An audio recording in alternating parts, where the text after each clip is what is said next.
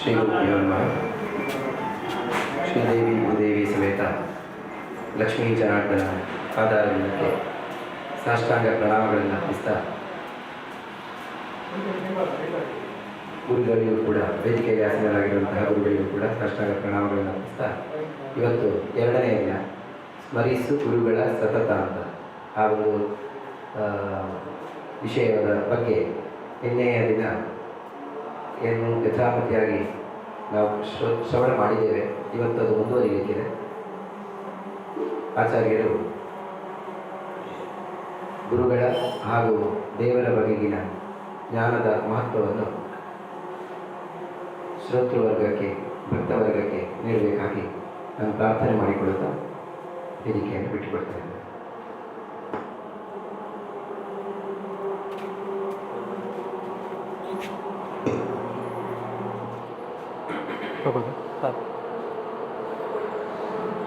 व्याख्यामुद्रा करसरसिजे पुस्तकं शङ्खचक्रे बिभ्रद्भिन्नस्फटिकरुचिरे पुण्डरीके निषण्णः अम्लानश्रीरमृतविशधेरंशुभिः प्लावयन् माम् आविर्भूयादनघमहिमा मानसे वागधीशः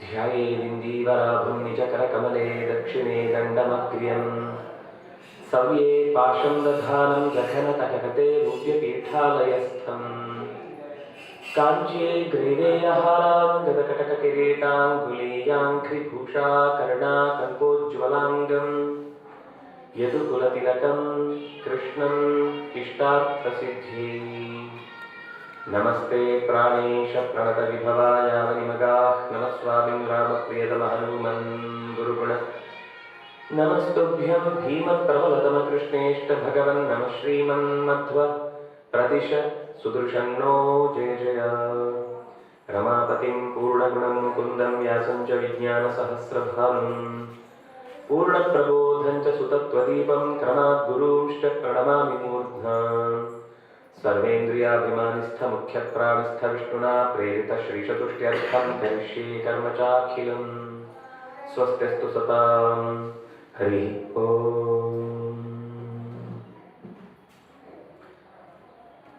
ಪೊಡವಿಗೊಡೆಯನಾದ ಕಡಗೋಲು ಪಿಡಿದು ನಮ್ಮೆದೆ ಬೆಣ್ಣೆಯ ಕಡೆಯಲೋ ಸುಗ ಇಳಿದು ಬಂದ ಕೃಷ್ಣನನ್ನ ಮನಸ ನೆನೆದು ಕ್ಷೇತ್ರಸ್ವಾಮಿಯಾದಂತಹ ಶ್ರೀಭೂಸಹಿತನಾದ ಲಕ್ಷ್ಮೀ ಜನಾರ್ದನನ್ನು ಮನಸ ನಮಿಸಿ ನೆರೆದಿರುವ ಎಲ್ಲ ಸಜ್ಜನ ವೃಂದವನ್ನು ಕೂಡ ಗೌರವಿಸ್ತಾ, ಬದುಕಿನ ಏಳಿಗೆಗೆ ಕಾರಣವಾದಂತಹ ನಿಚ್ಚಳಿಕೆಯನ್ನು ನಮಗೆ ಸದಾ ಎದುರಿಗಿತ್ತು ಏರು ಅಂತ ಕೈಚಾಚುವಂತಹ ಕರುಣೆಯ ಬೆಳಕೆನಿಸಿದ ಗುರುಗಳ ಚಿಂತನೆಯನ್ನು ಎಷ್ಟು ನಡೆಸಿದರೂ ಅದು ಕಮ್ಮಿಯೇ. ಅದರಲ್ಲೂ ಈ ಕರಾವಳಿಯ ಪ್ರದೇಶದಲ್ಲಿ ತಾನು ಸಂಚರಿಸಿ ಆ ಮೂಲಕ ಸಜ್ಜನಿಕೆಯ ಮರೆಮಾಚಿದ ಗುಣವಂತಿಕೆಯ ಬೆಳಕನ್ನು ಸಮಾಜಕ್ಕೆ ಎತ್ತಿ ತೋರಿದಂಥವರು ಆಚಾರ್ಯ ಮಧ್ವರು.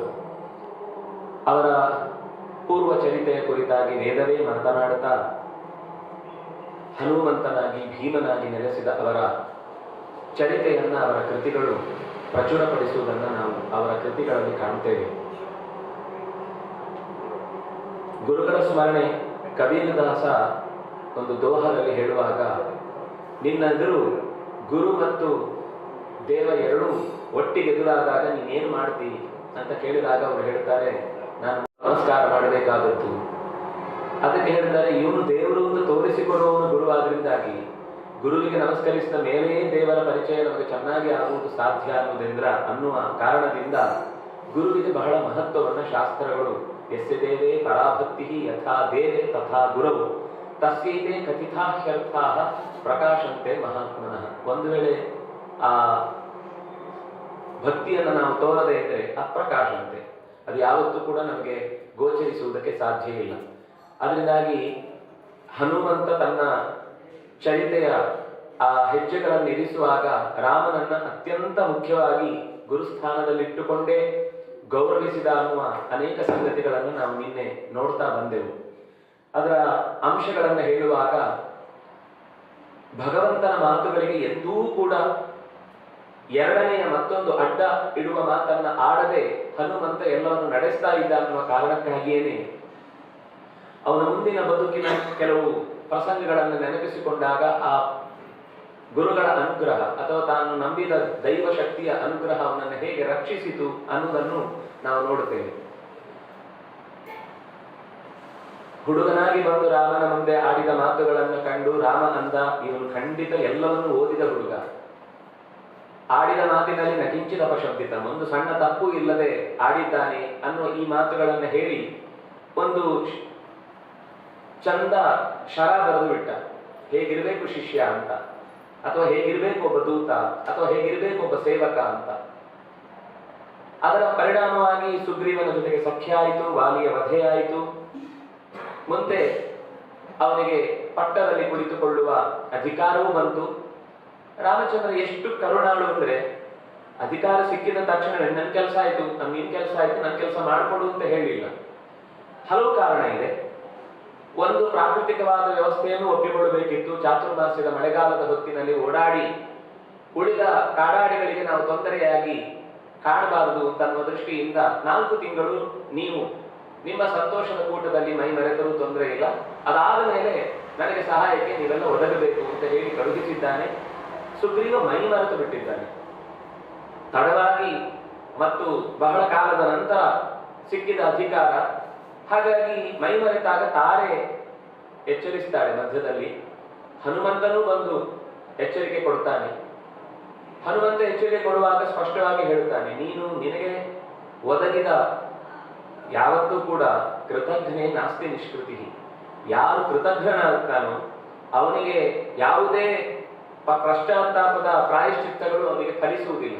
ಆಮೇಲೆ ಪಶ್ಚಾತ್ತಾಪ ಪಟ್ಟು ಅದು ಈ ಟ್ರೈನ್ ಹೋದ್ಮೇಲೆ ಟಿಕೆಟ್ ತಗೊಂಡ ಹಾಗೆ ಏನು ಉಪಯೋಗ ಇಲ್ಲ ಅಂತ ಬೈತಾನೆ.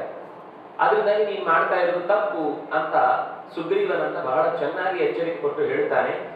ತಾರೆಯು ಆ ಮಾತನ್ನ ಹೇಳಿದ್ರಿಂದಾಗಿ ಸುಗ್ರೀವನ ಆ ಪಡೆ ಹನುಮಂತನ ಆದೇಶದಿಂದ ತ್ವರಿತವಾಗಿ ಎಲ್ಲ ದಿಕ್ಕುಗಳನ್ನ ಸಂಚರಿಸಬಲ್ಲ ದೂತರನ್ನ ಕಳುಹಿಸಿ ದೊಡ್ಡ ಸೇನೆಯ ಮೊತ್ತವನ್ನ ಆ ಇಡೀ ಸುಗ್ರೀವನ ಪರಿಸರದಲ್ಲಿ ಮುತ್ತಿಕೊಳ್ಳುವಂತೆ ಮಾಡುತ್ತಾನೆ.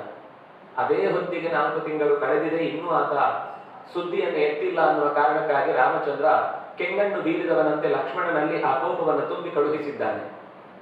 ಬಂದವನೇ ಗುಹೆಯ ಎಷ್ಟು ಅಂದ್ರೆ ಕಾಡಿನಲ್ಲಿ ವಾಸ ಮಾಡಬೇಕು ಅನ್ನುವ ಕಾರಣಕ್ಕಾಗಿ ಸುಗ್ರೀವಾದಿಗಳು ನಮ್ಮ ಈ ಅರಮನೆಯಲ್ಲೇ ನೀನು ವಾಸ ಮಾಡಬಹುದು ಹೇಳಿದ್ರೆ ರಾಮಚಂದ್ರ ಒಪ್ಲಿಲ್ಲ. ಪ್ರಸರವಣಗಿರಿಯ ಬುಡದಲ್ಲಿ ಎಲ್ಲೋ ಇದ್ದ ಒಂದು ಸಣ್ಣ ಗುಹೆಯಲ್ಲಿ ವಾಸ ಮಾಡ್ತಾ ಇದ್ದ ಹೊರತು ಕಾಡಿನ ವಾಸ ವನವಾಸ ಅಂತಂದ್ರೆ ವನದೇ ವಾಸ ಆಗಬೇಕು ಹೊರತು ಸಿಕ್ಕಿತು ಅವರೇ ಕರೆದಿದ್ದು ನಾವೇನ್ ಮಾಡುದು ಅಂತ ಹಾರಿಕೆಯ ಮಾತುಗಳಿಗೆ ರಾಮ ಶರಣಾಗಲಿಲ್ಲ. ಲಕ್ಷ್ಮಣನ ಆ ಕೋಪದ ಮಾತು ಸುಗ್ರೀವನ ಒಳಗಿನ ಎಲ್ಲ ಅದಟನ್ನ ನುಚ್ಚು ನುರು ಮಾಡಿತು. ಭಯಗೊಂಡ. ತಾರೆ ಸಮಾಧಾನ ಪಡಿಸ್ತಾಳೆ, ಇಲ್ಲ ಸಿದ್ಧತೆಗಳು ನಡೀತಾ ಇದೆ, ಬೇಸರ ಪಡಬೇಕಾದ ಅಗತ್ಯ ಇಲ್ಲ ಅಂತ.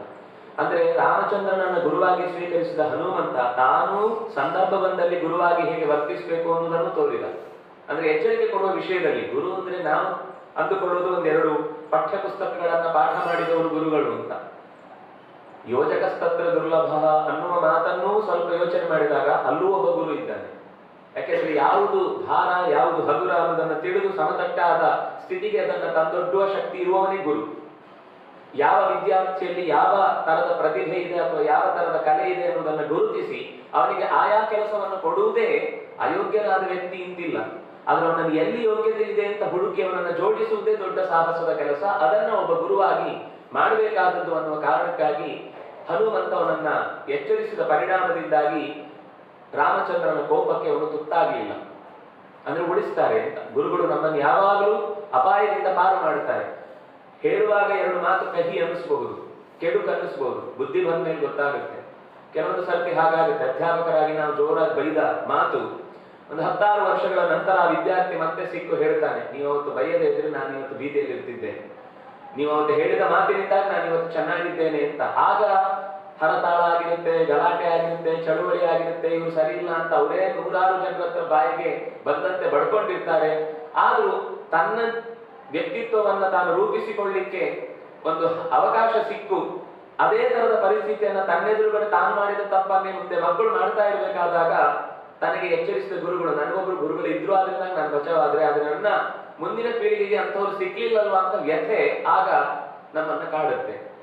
ಹನುಮಂತ ಕಹಿಯಾಗಿ ಮಾತಾಡಿದ್ರು ಸುಗ್ರೀವನಿಗೆ. ಯಾವಾಗ ರಾಮಚಂದ್ರ ಸಂತೋಷದಿಂದ ನೀನು ಸಿದ್ಧತೆ ಮಾಡಿದ್ದು ಖುಷಿ ಆಯ್ತು ಅಂತ ಹೇಳಿದಾಗ ಹನುಮಂತನ ಬಗ್ಗೆ ತುಂಬಾ ಮನಸ್ಸು ತುಂಬಿ ಬಂತು. ಇಲ್ಲ, ಅವನು ನನ್ನನ್ನ ಉಳಿಸುವ ಕಾರಣದಿಂದಲೇ ಆಡಿದ ಮಾತದು ಕಹಿಯಾಗಿತ್ತು ಅಂತ.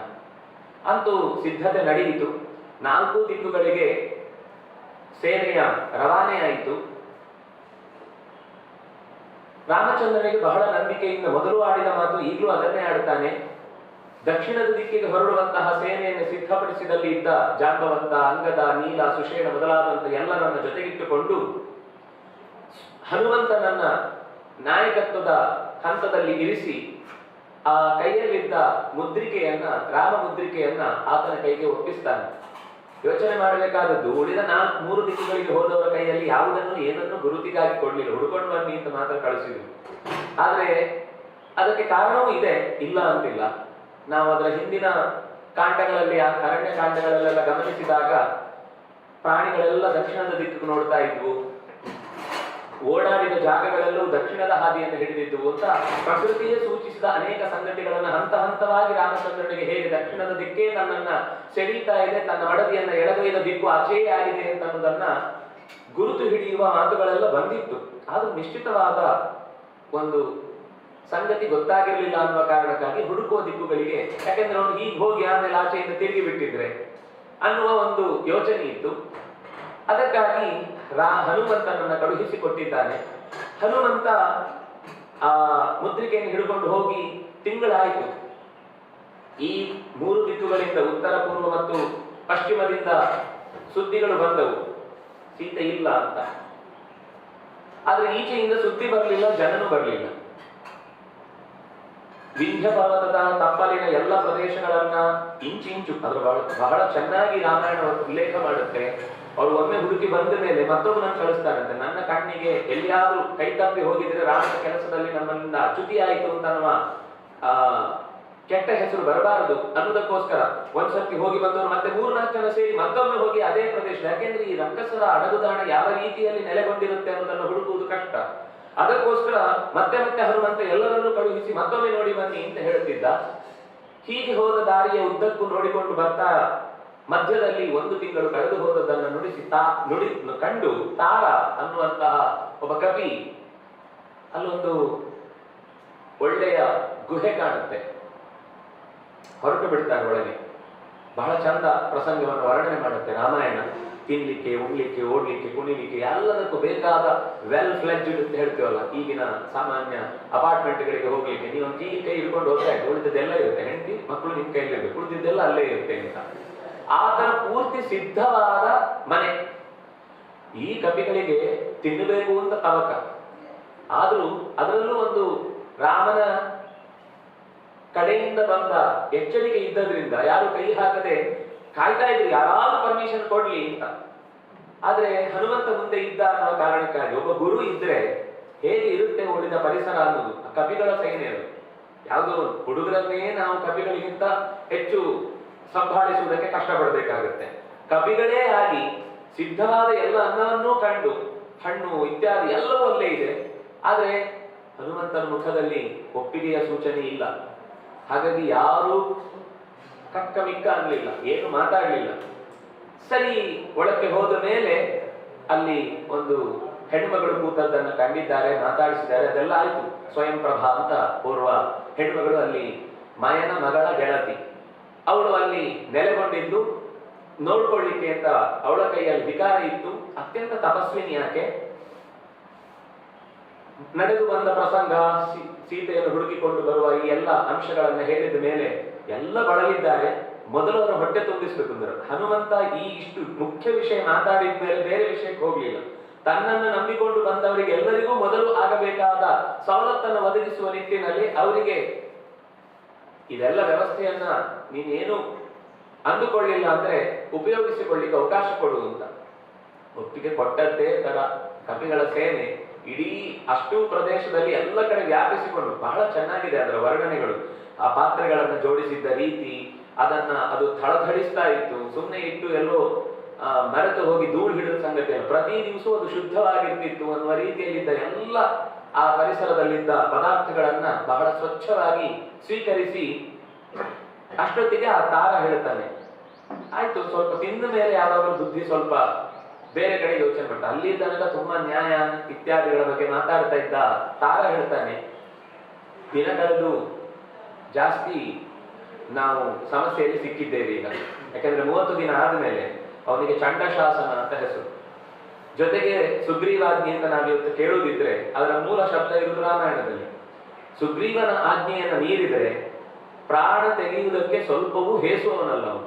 ಅಷ್ಟು ಸ್ಟ್ರಿಕ್ಟ್ ಅಂದ್ರೆ ಸ್ಟ್ರಿಕ್ಟ್. ಕಪಿಗಳ ಲೋಕದಲ್ಲಿದ್ದ ನಿಯಮ, ಮನುಷ್ಯರಾದ್ರೂ ಸ್ವಲ್ಪ ಯೋಚನೆ ಮಾಡಿ ಯಾರು.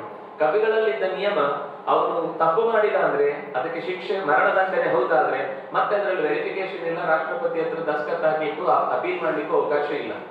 ಇಂತಹ ಒಬ್ಬ ರಾಜನ ಕೈಯಲ್ಲಿ ಸಿಕ್ಕು ನಾವು ಸಾಯುವುದಕ್ಕಿಂತ ಈ ಗುಹೆ ಎಲ್ಲಿದೆ, ಹೇಗಿದೆ, ಇದರೊಳಗೆ ಬರುವುದಾಗಿ ಹೋಗುವುದಾಗಿ ಯಾರಿಗೂ ಸಾಧ್ಯ ಇಲ್ಲ. ಅದರಿಂದಾಗಿ ಯಾಕೆಂದ್ರೆ ಅವರು ಅಲ್ಲಿ ಹೋದ ಮೇಲೆ ಅಲ್ಲಿಂದ ಹೊರಗೋಗ್ಲಿಕ್ಕೆ ದಾರಿ ನೋಡ್ತಾರೆ, ಎಲ್ಲೂ ದಾರಿ ಕಾಣಿಸುವುದಿಲ್ಲ. ಅಂದ್ರೆ ಇಲ್ಲೇ ಇರುವುದು ಕ್ಷೇಮ ಅಂತ ಭಾವಿಸಿ ಸಿದ್ಧವಾದ, ಅಂದ್ರೆ ಈ ಒಂದು ಘಟನೆ ನಡೆದದ್ದು ಅದು ಇನ್ನೆಲ್ಲೋ ಹೇಗೆ ರಿಫ್ಲೆಕ್ಟ್ ಆಗುತ್ತೆ ಅನ್ನೋದನ್ನ ನಾನು ಬಹಳ ಚೆನ್ನಾಗಿ ಹೇಳುತ್ತೆ. ವಾಲಿಯನ್ನ ಕೊಂದ ಪ್ರಸಂಗದ ಅಂಶ, ವಾಲಿ ಅದನ್ನ ಸಮಾಧಾನ ಮಾಡಿದ್ರು, ಉಳಿದವರಲ್ಲಿ ಅದು ಏನಾಗಿತ್ತು ಅನ್ನೋದು ಇಲ್ಲಿ ಗೊತ್ತಾಗುತ್ತೆ.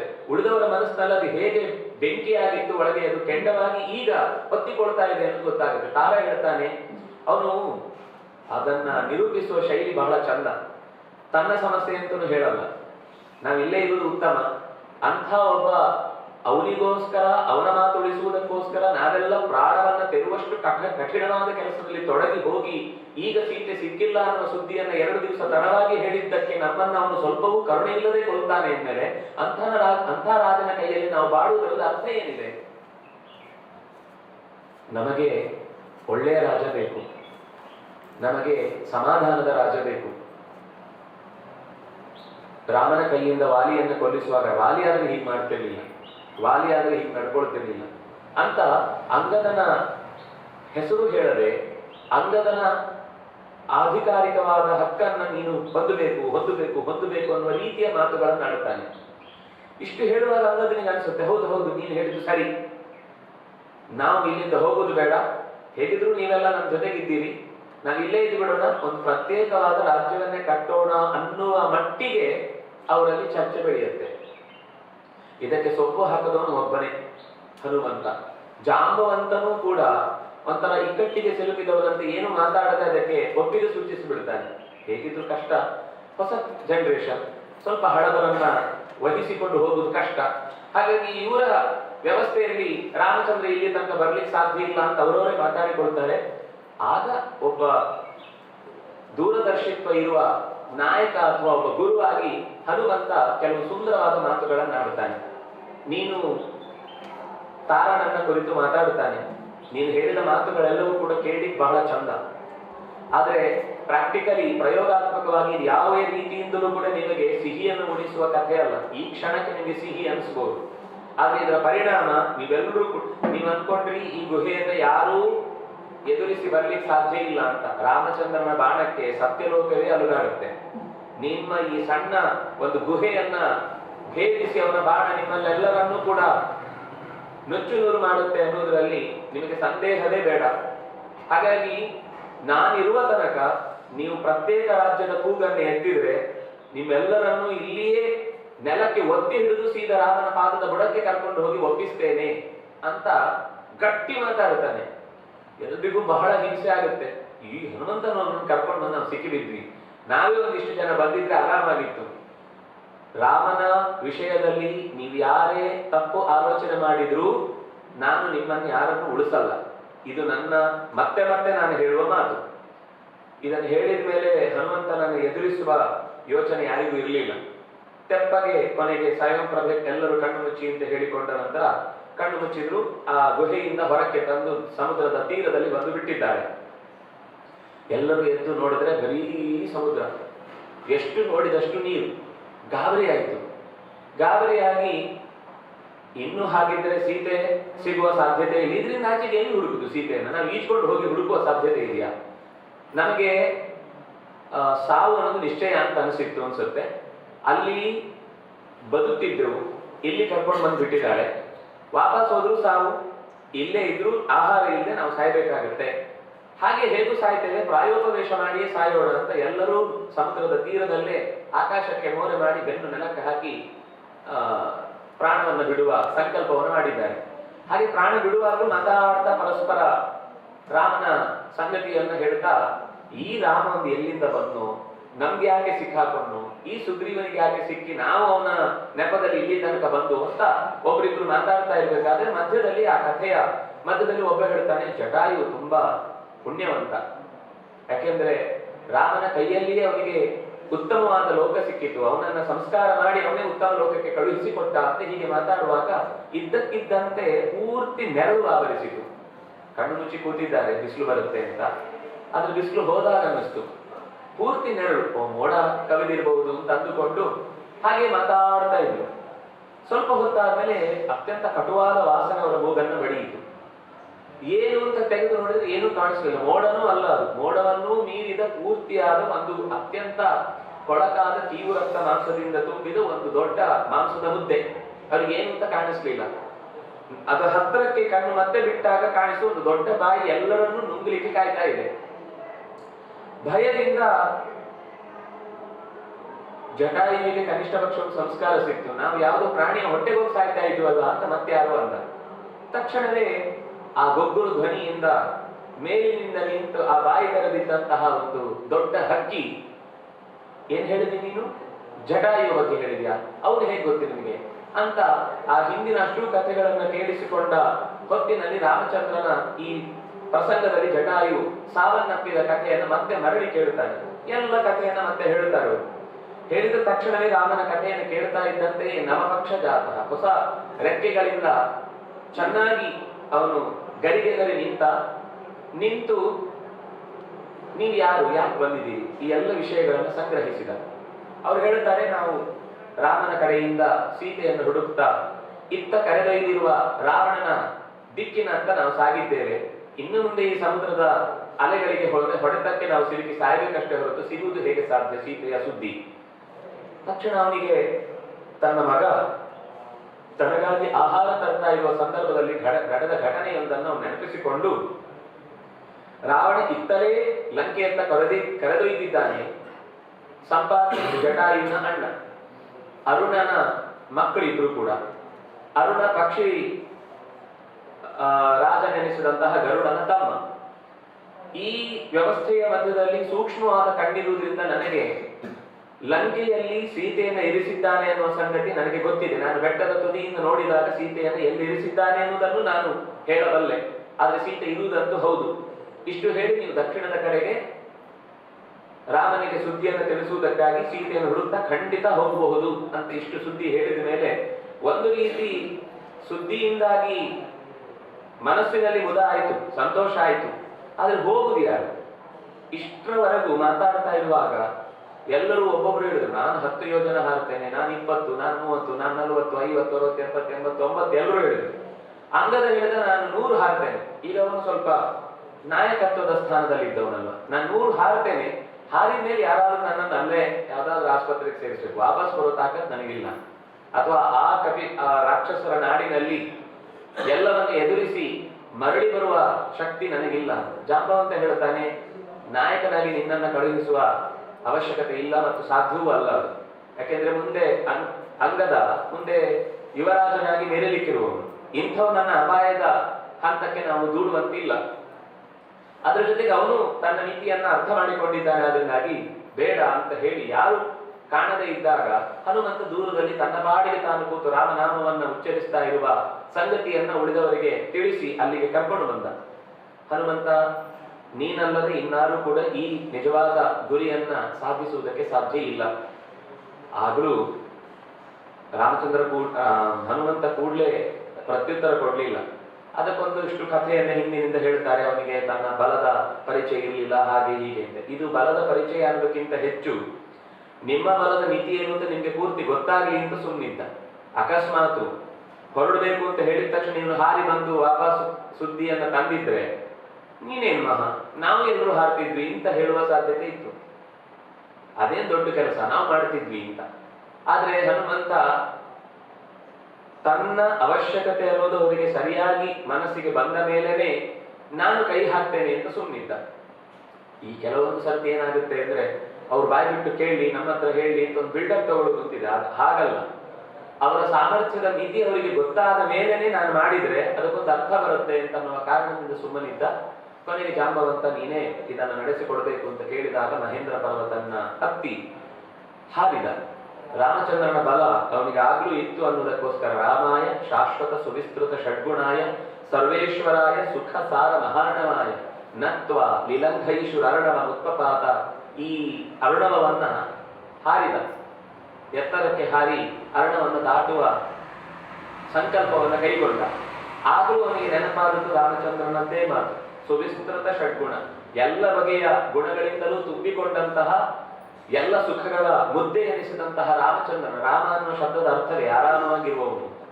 ನಮ್ಗೆ ಕಥೆ ಅರ್ಥ ಆಗಬೇಕು ಅಂತ ಒಬ್ಬ ವ್ಯಕ್ತಿ ತನ್ನ ಮಡದಿಯನ್ನ ಕಳೆದುಕೊಂಡಾಗ ಹೇಗೆ ಒಂದು ಹುಡುಕಾಟ ಅಥವಾ ಅದಕ್ಕೋಸ್ಕರ ಕಾತರ ಪಡ್ತಾನೆ ಎನ್ನುವುದನ್ನು ತೋರುವ ನಿಟ್ಟಿನಲ್ಲಿ ಆಡಿದ ಮಾತುಗಳನ್ನು ಬಿಟ್ರೆ, ರಾಜ್ಯವನ್ನೇ ಕಳೆದುಕೊಂಡ ಹೊತ್ತಿನಲ್ಲೂ ಮಿಸುಕಾಡದ ವ್ಯಕ್ತಿ ತನ್ನ ಅತ್ಯಂತ ಮನದನ್ನೇ ಆದಂತಹ ಸೀತೆಯನ್ನು ಕಳೆದುಕೊಂಡಾಗ ಆಕೆಯನ್ನು ಹುಡುಕುವ ಜವಾಬ್ದಾರಿಯನ್ನು ತೊಡಬೇಕು ಅನ್ನುವ ಕಾರಣಕ್ಕಾಗಿ ಹುಡುಕಾಡ್ತಾ ಆ ಹೊತ್ತಿನಲ್ಲೂ ಹನುಮಂತನಿಗೆ ಶಕ್ತಿಯಾಗಿ ನಿಂತ.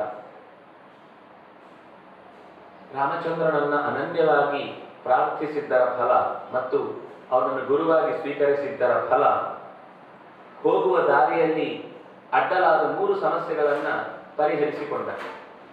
ಈ ಪ್ರಸಂಗವನ್ನು ಮತ್ತೆ ನಾವು ಆ ಕಥೆಯನ್ನು ನೋಡುವಾಗ ವಿಸ್ತಾರವಾಗಿ ನೋಡಬಹುದು. ಒಂದು, ಮೊದಲಿಗೆ ಮೈನಾಕ ಪರ್ವತದ ರೂಪದಲ್ಲಿ ಒಂದು ಅಡ್ಡಿ ಉಂಟಾಯಿತು. ಆದ್ರೆ ಅವನು ಅದನ್ನ ಅತ್ಯಂತ ಪ್ರೀತಿಯಿಂದ ಮೈ ದಡವಿ ಹಾಗೆ ಮುಂದಕ್ಕೆ ಸಾಗಿದ.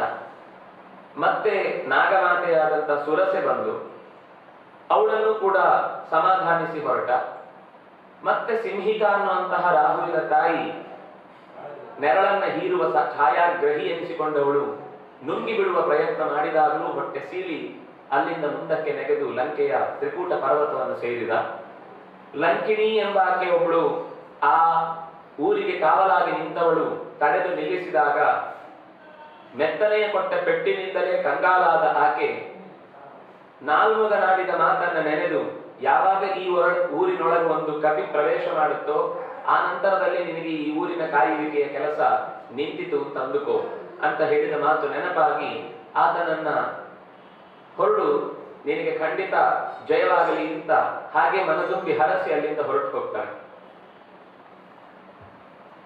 ಭೂತ್ವಾ ಬಿಡಾಲ ಸವಿತಃ, ಸಣ್ಣ ಬೆಕ್ಕಿನ ಮರಿಯ ರೂಪವನ್ನ ತೊಟ್ಟು, ಬೆಕ್ಕಿನ ಮರಿಯ ರೂಪ ಅಂದ್ರೆ ಮರಿಯಷ್ಟೇ ಚಿಕ್ಕದಾದ, ನಾವು ಇವತ್ತಿಗೆ ಈ ಮೃಗಾಲಯಗಳಿಗೆ ಹೋದಾಗ ಅಲ್ಲಿ ಪಾಕೆಟ್ ಮಂಕಿ ಅಂತ ಒಂದು ಕಾಣುತ್ತೆ, ನೋಡಿದ್ರೆ ಗೊತ್ತಿರುತ್ತೆ ನಿಮಗೆ. ಒಂದು ಮುಷ್ಟಿಯೊಳಗೆ ಸೇರುವ ಮಂಗ ಇವತ್ತಿಗೂ ಮೈಸೂರಲ್ಲಿ ನೀವು ಹೋದ್ರೆ ನೋಡ್ಲಿಕ್ಕೆ ಸಿಗುತ್ತೆ. ಇಷ್ಟೇ ಚಿಕ್ಕದಿರುತ್ತೆ, ನೀವು ಕೈಯೊಳಗೆ ಹಿಡ್ಕೊಂಡು ಹೋಗ್ಬೋದು ಆ ಮಂಗನ.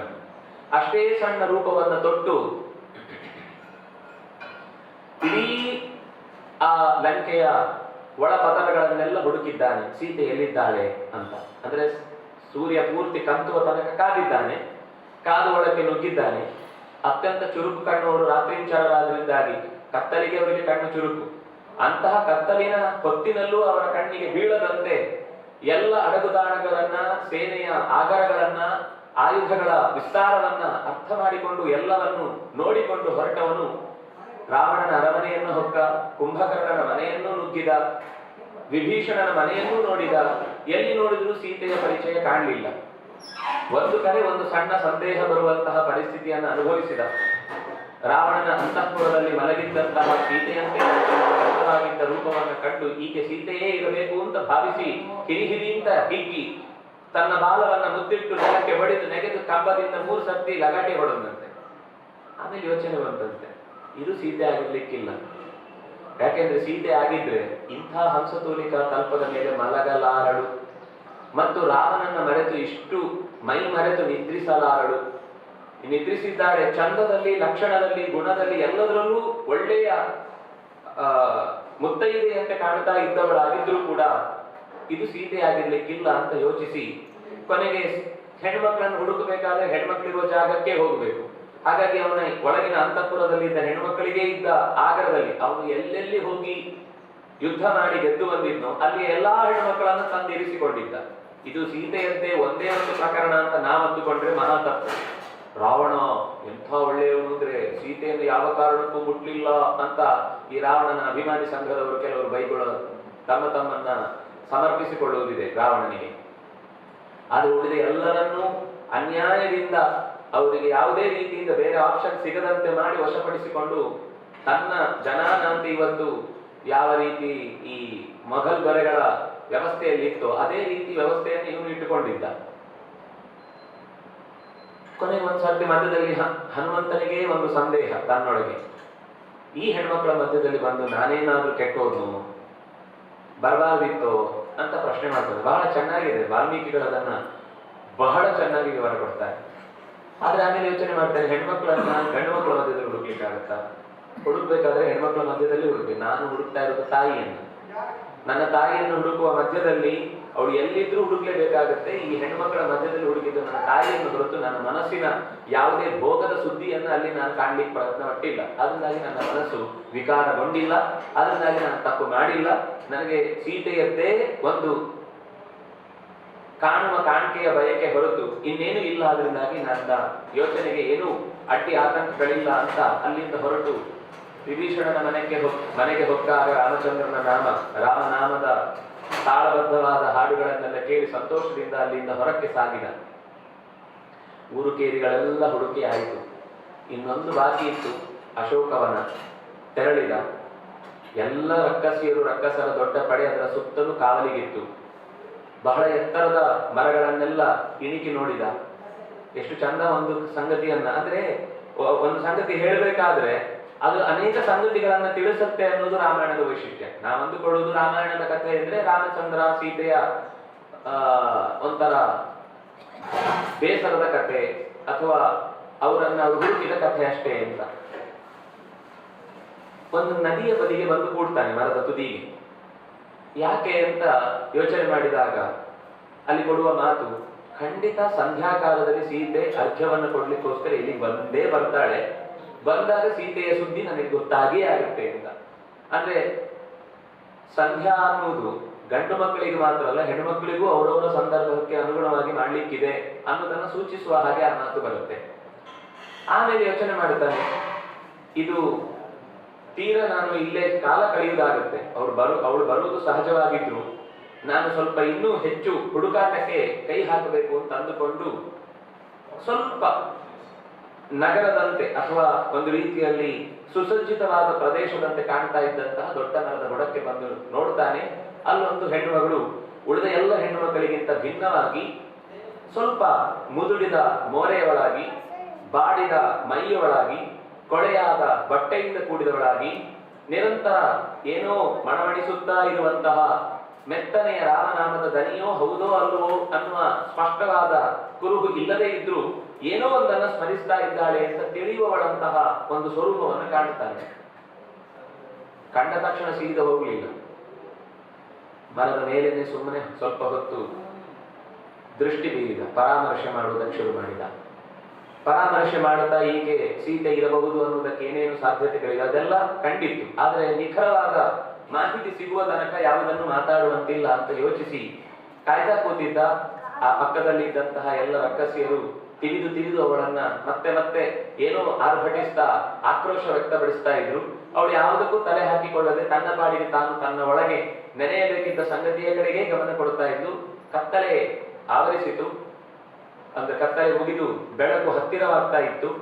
ಹತ್ತಿರವಾಗುವ ಹೊತ್ತಿಗೆ ಕತ್ತಲೆಯೇ ಮುಂದುವರಿಯುತ್ತೆ ಅನ್ನುವ ಹಾಗೆ ರಾವಣನ ಪ್ರವೇಶ ಆಯಿತು. ಪ್ರವೇಶ ಆಗಿ ಸೀತೆಯನ್ನ ಬಂದು ಆಕ್ಷೇಪ ಮಾಡ್ತಾನೆ. ಏನ್ ಮಾಡಿದ್ದೀನಿ ನಿರ್ಧಾರ? ರಾವಣೇಶ್ವರನೋ ರಾಮನೋ?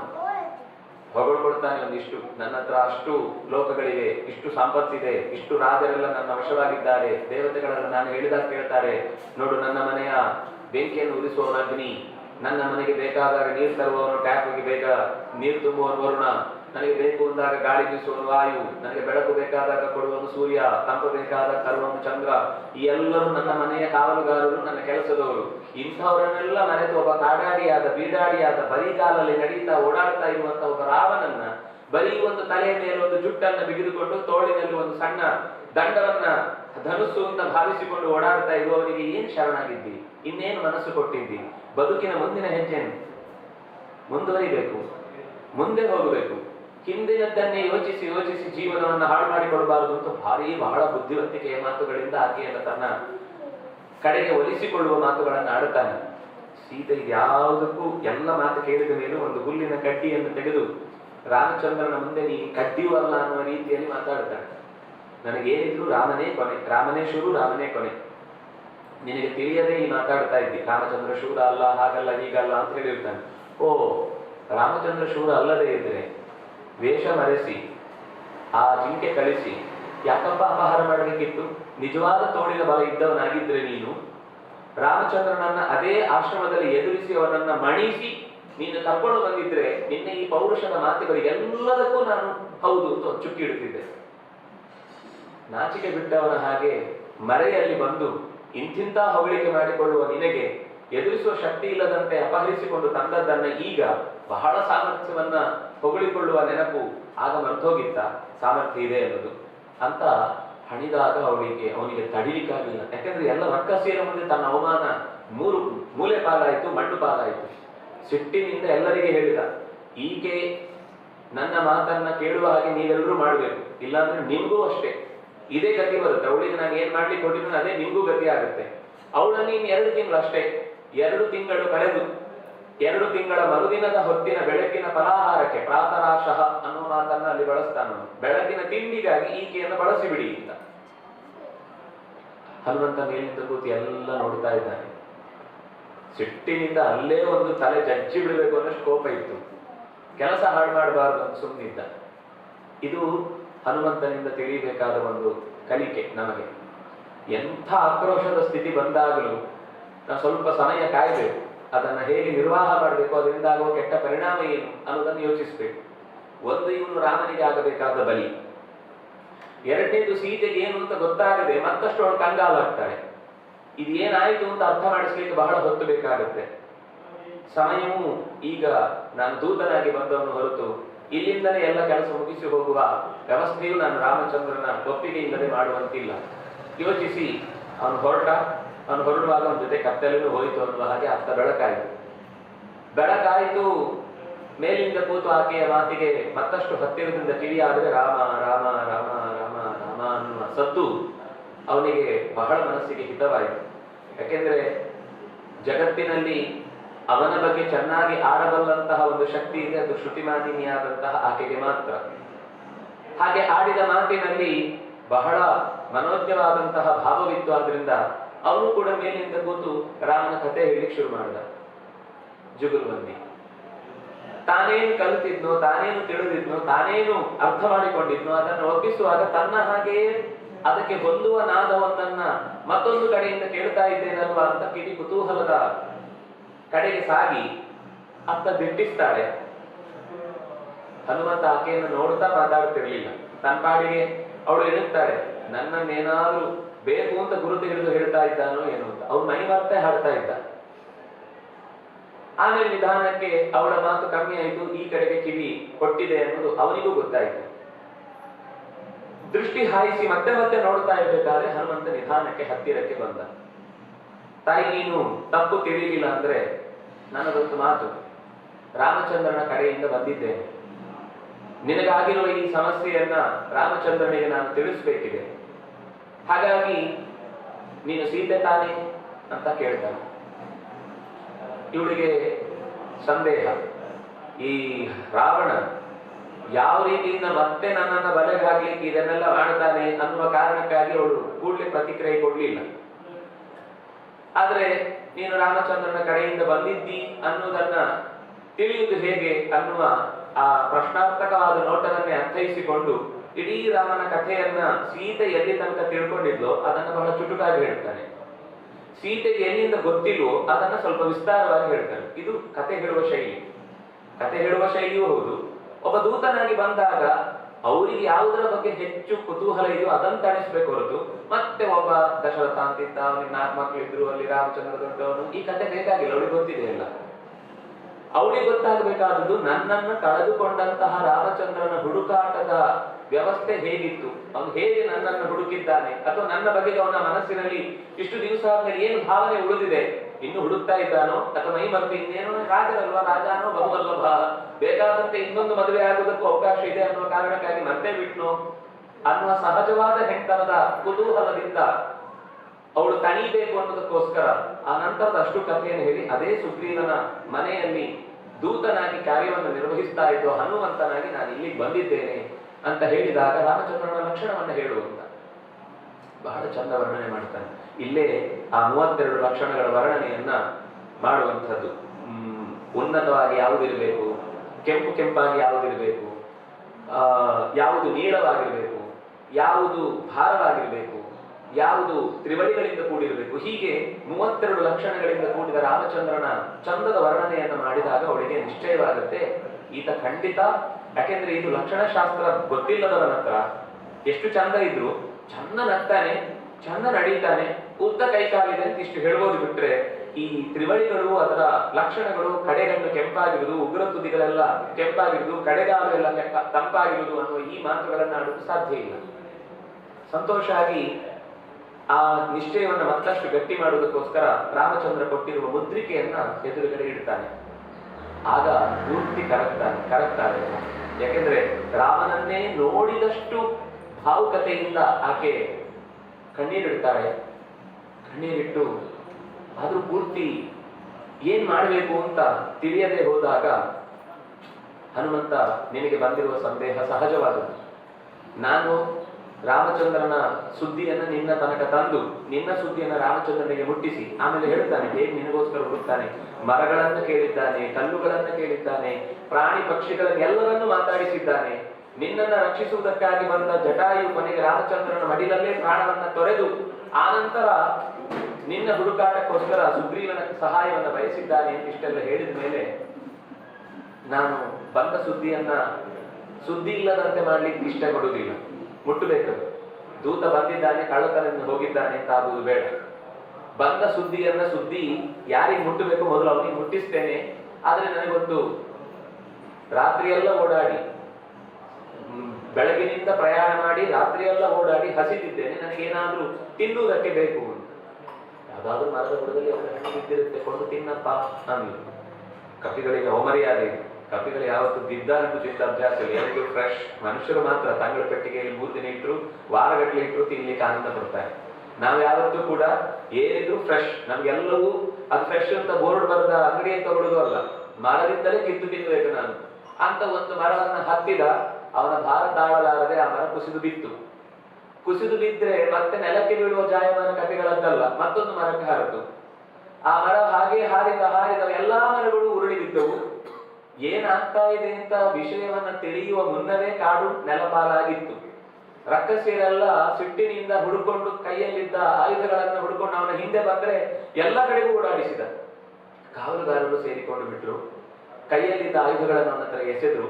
ಅವನು ಅದನ್ನೆಲ್ಲವನ್ನು ವಾಪಸ್ಸು ಹಿಡಿದು ಅವರನ್ನೇ ಅಲ್ಲೇ ಕೊಚ್ಚಿ ನಾಶ ಮಾಡಿದ್ದಾನೆ. ಸುದ್ದಿ ಬಹಳ ಬೇಗನೆ ರಾವಣನ ಕಿವಿಯನ್ನು ಮುಟ್ಟಿತ್ತು. 20 ಕಿವಿಗಳಿಗೂ ಒಟ್ಟಿಗೆ ಕಾದ ಸೀಸು ಸುರಿದ ಹಾಗೆ ಕಪಿಯೊಂದು ಬಂದು ತಾನು ಬಯಸಿ ಬಹಳ ಇಷ್ಟಪಟ್ಟಿದ್ದ ಅಶೋಕವನವನ್ನ ನುಚ್ಚು ಮಾಡಿದೆ ಅಂತಂದಾಗ ಅವನಿಗೆ ಜೀವವೇ ಬಾಯಿಗೆ ಬಂತು. ಯಾಕೆಂದ್ರೆ ಆ ಅಶೋಕವನ ಅನ್ನುವುದು ಅವನು ಬಯಸಿದ ಅಪರೂಪದ ಗಿಡಗಳನ್ನೆಲ್ಲ ನೆಟ್ಟು ತನ್ನ ಮನಸ್ಸನ್ನ ಒಲಿಸಿಕೊಳ್ಳಿಕ್ಕೋಸ್ಕರ, ತನ್ನ ಕಡೆಗೆ ಹೆಣ್ಣು ಮಕ್ಕಳ ಮನಸ್ಸನ್ನು ಒಲಿಸ್ಲಿಕ್ಕೋಸ್ಕರ ಆ ಪ್ರದೇಶದಲ್ಲಿ ಇರಿಸ್ತಾ ಇದ್ದ ಮೊದಲು. ಯಾಕಂದ್ರೆ ಅದು 24 ತಾಸು 30 ದಿನ 12 ತಿಂಗಳು ಕೂಡ ಅನೇಕ ತರದ ಹೂಗಳನ್ನ ಹಣ್ಣುಗಳನ್ನ ಬಿಡ್ತಾ ಇರುವ ಜಾಗ ಅದು. ಅವನು ಬಯಸಿ ನೆಟ್ಟು ಬೆಳೆಸಿದ ಗಿಡ, ಅದಕ್ಕೆ ಉದ್ಯಾನ ಅಂತ ಹೆಸರು. ಅದು ನಾಶ ಆದ್ರೆ ತಾನು ಇನ್ನೊಂದು ಕಳಿಸಿದವರನ್ನೆಲ್ಲ ಎಲ್ಲಿ ಇರಿಸ್ಬೇಕು ಒಂದದು. ಇನ್ನು ಒಂದು ಕವಿ ಎಲ್ಲ ನನ್ನ ಸೇನೆಯನ್ನ, ಯಾಕೆಂದ್ರೆ ಏನಾಗಿದೆ ಅಂದ್ರೆ ಅಷ್ಟರಲ್ಲೇ ದೊಡ್ಡ ದೊಡ್ಡ ಸೇನಾನಿಗಳು, ಸೇನಾ ನಾಯಕರು, ಮಂತ್ರಿಗಳ ಮಕ್ಕಳು ಎಲ್ಲ ದೊಡ್ಡ ದೊಡ್ಡ ಸಂಖ್ಯೆಯಲ್ಲಿ ನಾಶವಾಗಿ ಬಿಟ್ಟಿದ್ದಾರೆ.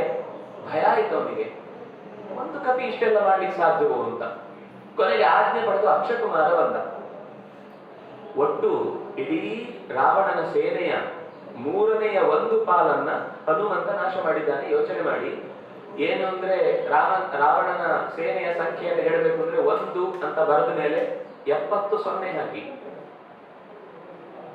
ಮನೆಯಲ್ಲಿ ಹೋಗಿ ಲೆಕ್ಕ ಹಾಕಿ. ಅಷ್ಟು ದೊಡ್ಡ ಸೇನೆಯಲ್ಲಿ 1/3 ಪಾಲನ್ನು ನಾಶ ಮಾಡಿದ್ದಾನೆ ಹನುಮಂತ. ಎಲ್ಲ ರಕ್ಕಸರ ಗುಂಪು ಅವನ ಅದು ಕೂತು ಯುದ್ಧ ಆ ಭಾಗಗಳನ್ನು ಓದಬೇಕು, ಬಹಳ ಚಂದ.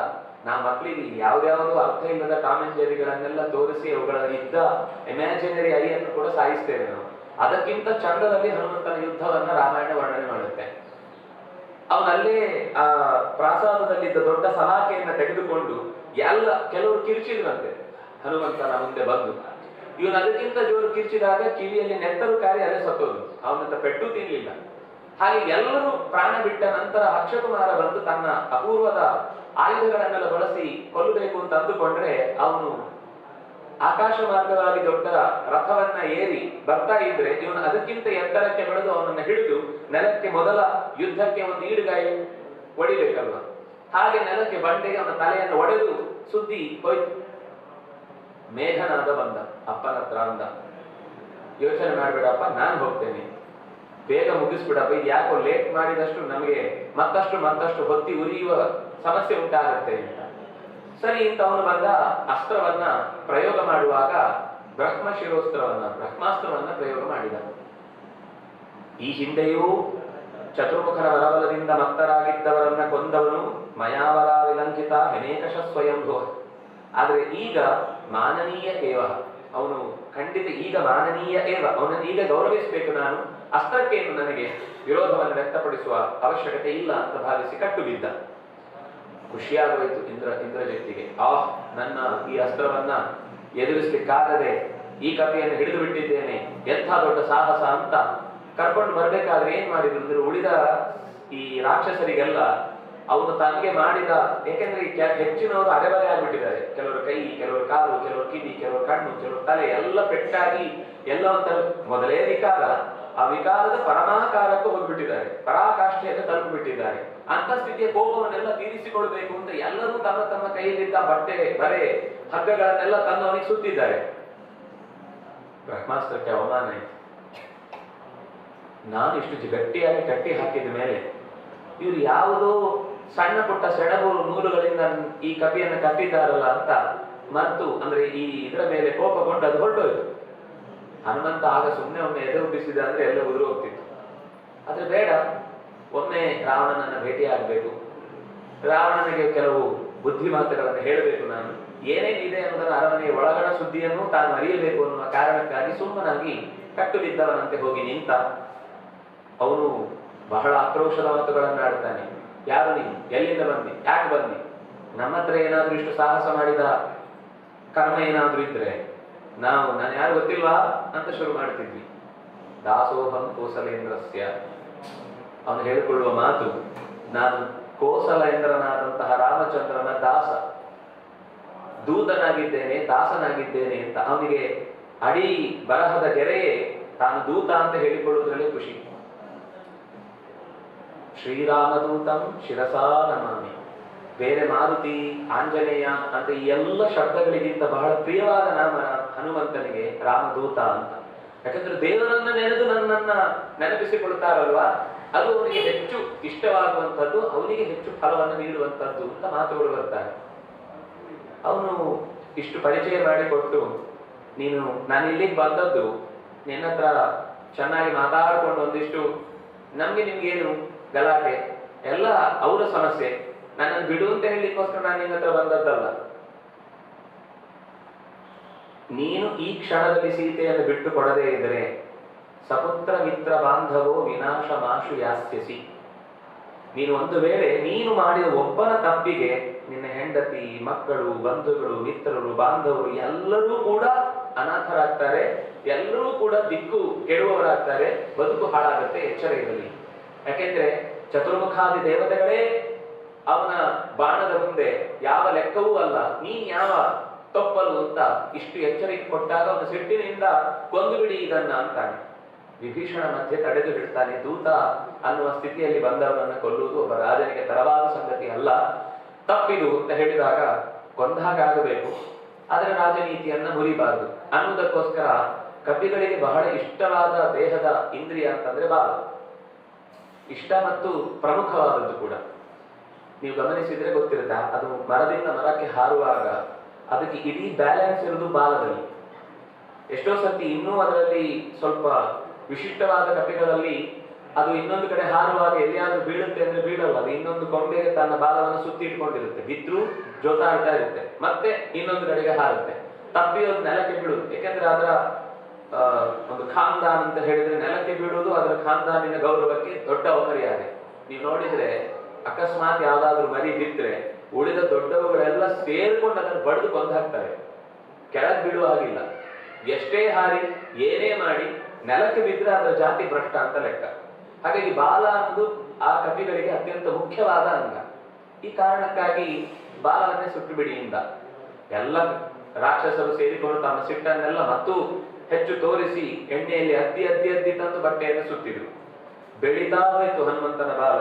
ನಾವು ಹೇಳುದುಂಟು, ಅವನದು ಸಿಕ್ಕಾಪಟ್ಟೆ ಹನುಮಂತನ ಬಾಲದ ಹಾಗೆ ಬೆಳೆಯುತ್ತೆ ಅಂತ. ಹನುಮಂತ ಬೆಳೆದದ್ದು ಹೌದು, ಬೆಳೆದ ಬಳಿಕ ಆ ಕಥೆಯನ್ನು ಇನ್ನೂ ಸ್ವಲ್ಪ ವಿಕಾರಕ್ಕೆ ಹೋಗುತ್ತೆ. ಮನೆಯಲ್ಲಿದ್ದ ಹೆಣ್ಮಕ್ಳ ಬಟ್ಟೆಯನ್ನೆಲ್ಲ ತರಲಿಕ್ಕೆ ಹೇಳಿದ್ರು, ಆಗ ಹನುಮಂತ ಬಾಲ ನಿಲ್ಲಿಸಿದ ಅಂತ. ಅಷ್ಟೆಲ್ಲ ಕಥೆಯನ್ನ ನಮ್ಮ ಹೆಚ್ಚು ಊಹೆ ಮಾಡ್ಬೇಕಾದ ಗತಿಲ್ಲ, ಎಷ್ಟಿದೆಯೋ ಅಷ್ಟನ್ನು ತಿಳ್ಕೊಂಡ್ರೆ ಅದೇ ಚಂದ ಇದೆ. ಕೊನೆಗೆ ಬೆಂಕಿ ಕೊಡಿ ಇದ್ದಾಗ ಹನುಮಂತ ಬೆಂಕಿಯನ್ನ ಪಡೆದು ಅಲ್ಲಿಂದ ಹೊರಕ್ಕೆ ಬಂದ. ನಡು ಬೀದಿಯಲ್ಲೆಲ್ಲ ತೋರಿಸ್ಕೊಂಡು ಬಂದ್ರು, ನೋಡಿ ನಮ್ಮ ಆಸ್ಥಾನಕ್ಕೆ ಅವಮರ್ಯಾದೆ ಮಾಡಿದವನ ಕಥೆ ಏನಾಗಿದೆ ಅಂತ ಗಮನಿಸಿ ಅಂತ. ಹೀಗೆ ಯಾವಾಗ ಬೀದಿಗೆ ತಂದ್ರು ಹನುಮಂತ ಹಾರಿದ. ಹಾರಿದೊಡನೆ ಹನುಮಂತನದೊಂದು ಗುಣ ಏನು ಅಂದ್ರೆ, ತನಗೆ ಯಾರು ಏನ್ ಕೊಟ್ಟರು ಅದನ್ನೇ ವಾಪಸ್ 100 ಮಣಿ ಮಾಡಿ ಕೊಡುದು. ಹಾಗಾಗಿ ಅವನ ಸ್ವಭಾವಕ್ಕೆ ಅನುಗುಣವಾಗಿ ಕೊಟ್ಟ ಬೆಂಕಿಯನ್ನೇ ಎಲ್ಲರ ಮನೆ ಮೇಲೆ ಹೋಗಿ ಸ್ವಲ್ಪ ಹೊತ್ತು ಕೂಡುದು, ಪಕ್ಕಕ್ಕೆ ಸರಿಯುದು, ಕೂಡುದು, ಪಕ್ಕಕ್ಕೆ ಸರಿಯುದು. 2 ಜಾಗ ಉಳಿಸಿದ್ದ. ಒಂದು ವಿಭೀಷಣನ ಮನೆ, ಇನ್ನೊಂದು ಅವಳು ಕುಳಿತಿದ್ದಂತ ಅಶೋಕದ ಮರ, ಆ ಶಿಂಶಪ ಅನ್ನುವ ವೃಕ್ಷದ ಪರಿಸರವನ್ನು ಬಿಟ್ಟಿದ್ದ. ಉಳಿದ ಎಲ್ಲ ಪ್ರದೇಶಕ್ಕೂ ಹೋಗಿ ಸುಂದರೇ ಸುಂದರಿ ಲಂಕಾ, ಸುಂದರೇ ಸುಂದರಿ ಸೀತಾ, ಸುಂದರೇ ಕಿನ್ನ ಸುಂದರಂ ಅಂತ ಒಂದು ಮಾತು ಹೇಳುವಾಗ ಲಂಕೆಯ ಬಗೆಗೆ ಸುಂದರಕಾಂಡ ಬಹಳ ಚೆನ್ನಾಗಿ ಹೇಳುತ್ತೆ. ಸುಂದರಕಾಂಡ ಅಂತ ಹೆಸರು ಬರ್ಲಿಕ್ಕೆ ಕಾರಣ ಸೌಂದರ್ಯಯುಕ್ತವಾದಂತಹ ಲಂಕೆಯು ಒಂದು ಹೌದು. ಎಲ್ಲ ಹಸಿರು ಮತ್ತು ಚಿನ್ನದ ಬಣ್ಣದಿಂದ ತುಂಬ್ತಾ ಇದ್ದ, ಬಗೆ ಬಗೆಯ ಸೌಂದರ್ಯದಿಂದ ಕೂಡಿದ್ದ ಆ ಲಂಕೆ ಒಂದೇ ಬಣ್ಣ ತಿರುಗಿತ್ತು.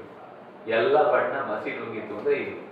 ಎಲ್ಲಾ ಬಣ್ಣಗಳನ್ನು ಹನುಮಂತನ ಒಂದು ಓಡಾಟದಿಂದಾಗಿ ಕಪ್ಪಾಗಿ ಹೊಳಿತು. ಅದು ಅವನ ಮುಖಕ್ಕೆ ಮಸಿ ಬಳಿದ ಹಾಗಿತ್ತು. ಆದರೆ ಪರಿಸ್ಥಿತಿ ಅನ್ನೋದು ಕೈಮೀರಿ ಹೋಗಿದ್ದು. ಹೊರಡುವ ಮುನ್ನ ಸೀತೆಯನ್ನ ಭೇಟಿಯಾಗಿ ಸಮಾಧಾನ ಮಾಡುತ್ತಾನೆ.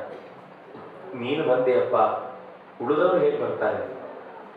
ಆಗ ಹನುಮಂತನ ಮಾತು ನಮಗೆ ನೆನಪಿರಬೇಕು. ಇಷ್ಟೆಲ್ಲ ಸಮರ್ಥನಾಗಿ ಕಾರ್ಯವನ್ನು ನಿರ್ವಹಿಸಿದವ ರಾವಣನ ಮುಂದೆ ಹೇಳುವಾಗಲೂ ತಾನು ದೂತ ಅಂದುಕೊಂಡ, ಸೀತೆ ಹತ್ರ ಹೇಳುವಾಗಲೂ ಹೇಳ್ತಾನೆ, ಮತ್ತ ಪ್ರತ್ಯವರ ಕಷ್ಟಿತ ನಾಸ್ತಿ ಸುಗ್ರೀವ ಸನ್ನಿಧವು.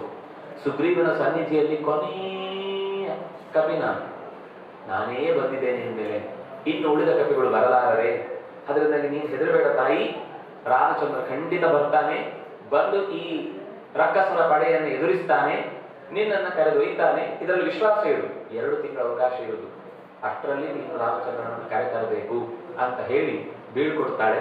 ಹನುಮಂತ ಬಾಲವನ್ನ ಅಷ್ಟರಲ್ಲೇ ಅದ್ದಿ ಆಕಾಶವನ್ನ ನೆಗೆದು ಮತ್ತೆ ಜಾಂಬವಂತಾದಿಗಳು ಇರುವ ಜಾಗಕ್ಕೆ ಬಂದು ಸೇರ್ತಾನೆ.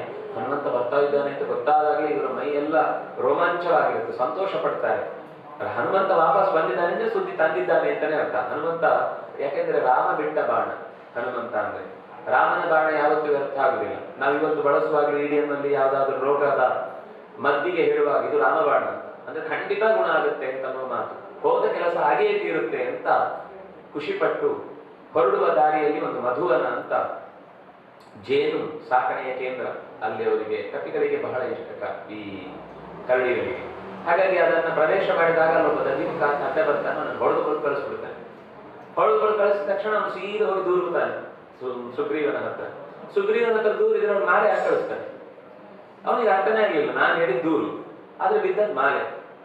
ಸುಗ್ರೀವ ಎಷ್ಟು ಚಾಣಾಕ್ಷ ಅಂದ್ರೆ ಈ ಕಪಿಗಳು ವಾಪಸ್ ಬರುವಾಗ ದಧಿವನವನ್ನು ಹೊಕ್ಕು ಎಂಜಾಯ್ ಮಾಡ್ತಿದ್ದಾರೆ ಅಂದ್ರೆ ಸೀತೆಯನ್ನ ಅವರು ಕಂಡಿದ್ದಾರೆ ಅಂತಾನೆ ಅರ್ಥ. ಇಲ್ಲ ಅಂದ್ರೆ ಅವರು ಖಂಡಿತ ನನ್ನ ಚಂಡ ಶಾಸನವನ್ನು ಮೀರುವವರು ಅಲ್ವೇ ಅಲ್ಲ.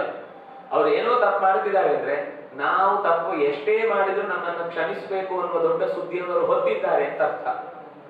ಸರಿ, ಬಂದಾಗ ಆ ಸುದ್ದಿ ಮುಟ್ಟಿತು. ಸೀತೆಯ ಕೈಯಿಂದ ಚೂಡಾಮಣಿಯ ಸೊತ್ತನ್ನ ರಾಮಚಂದ್ರನಿಗೆ ಒಪ್ಪಿಸಿದ್ದಾನೆ.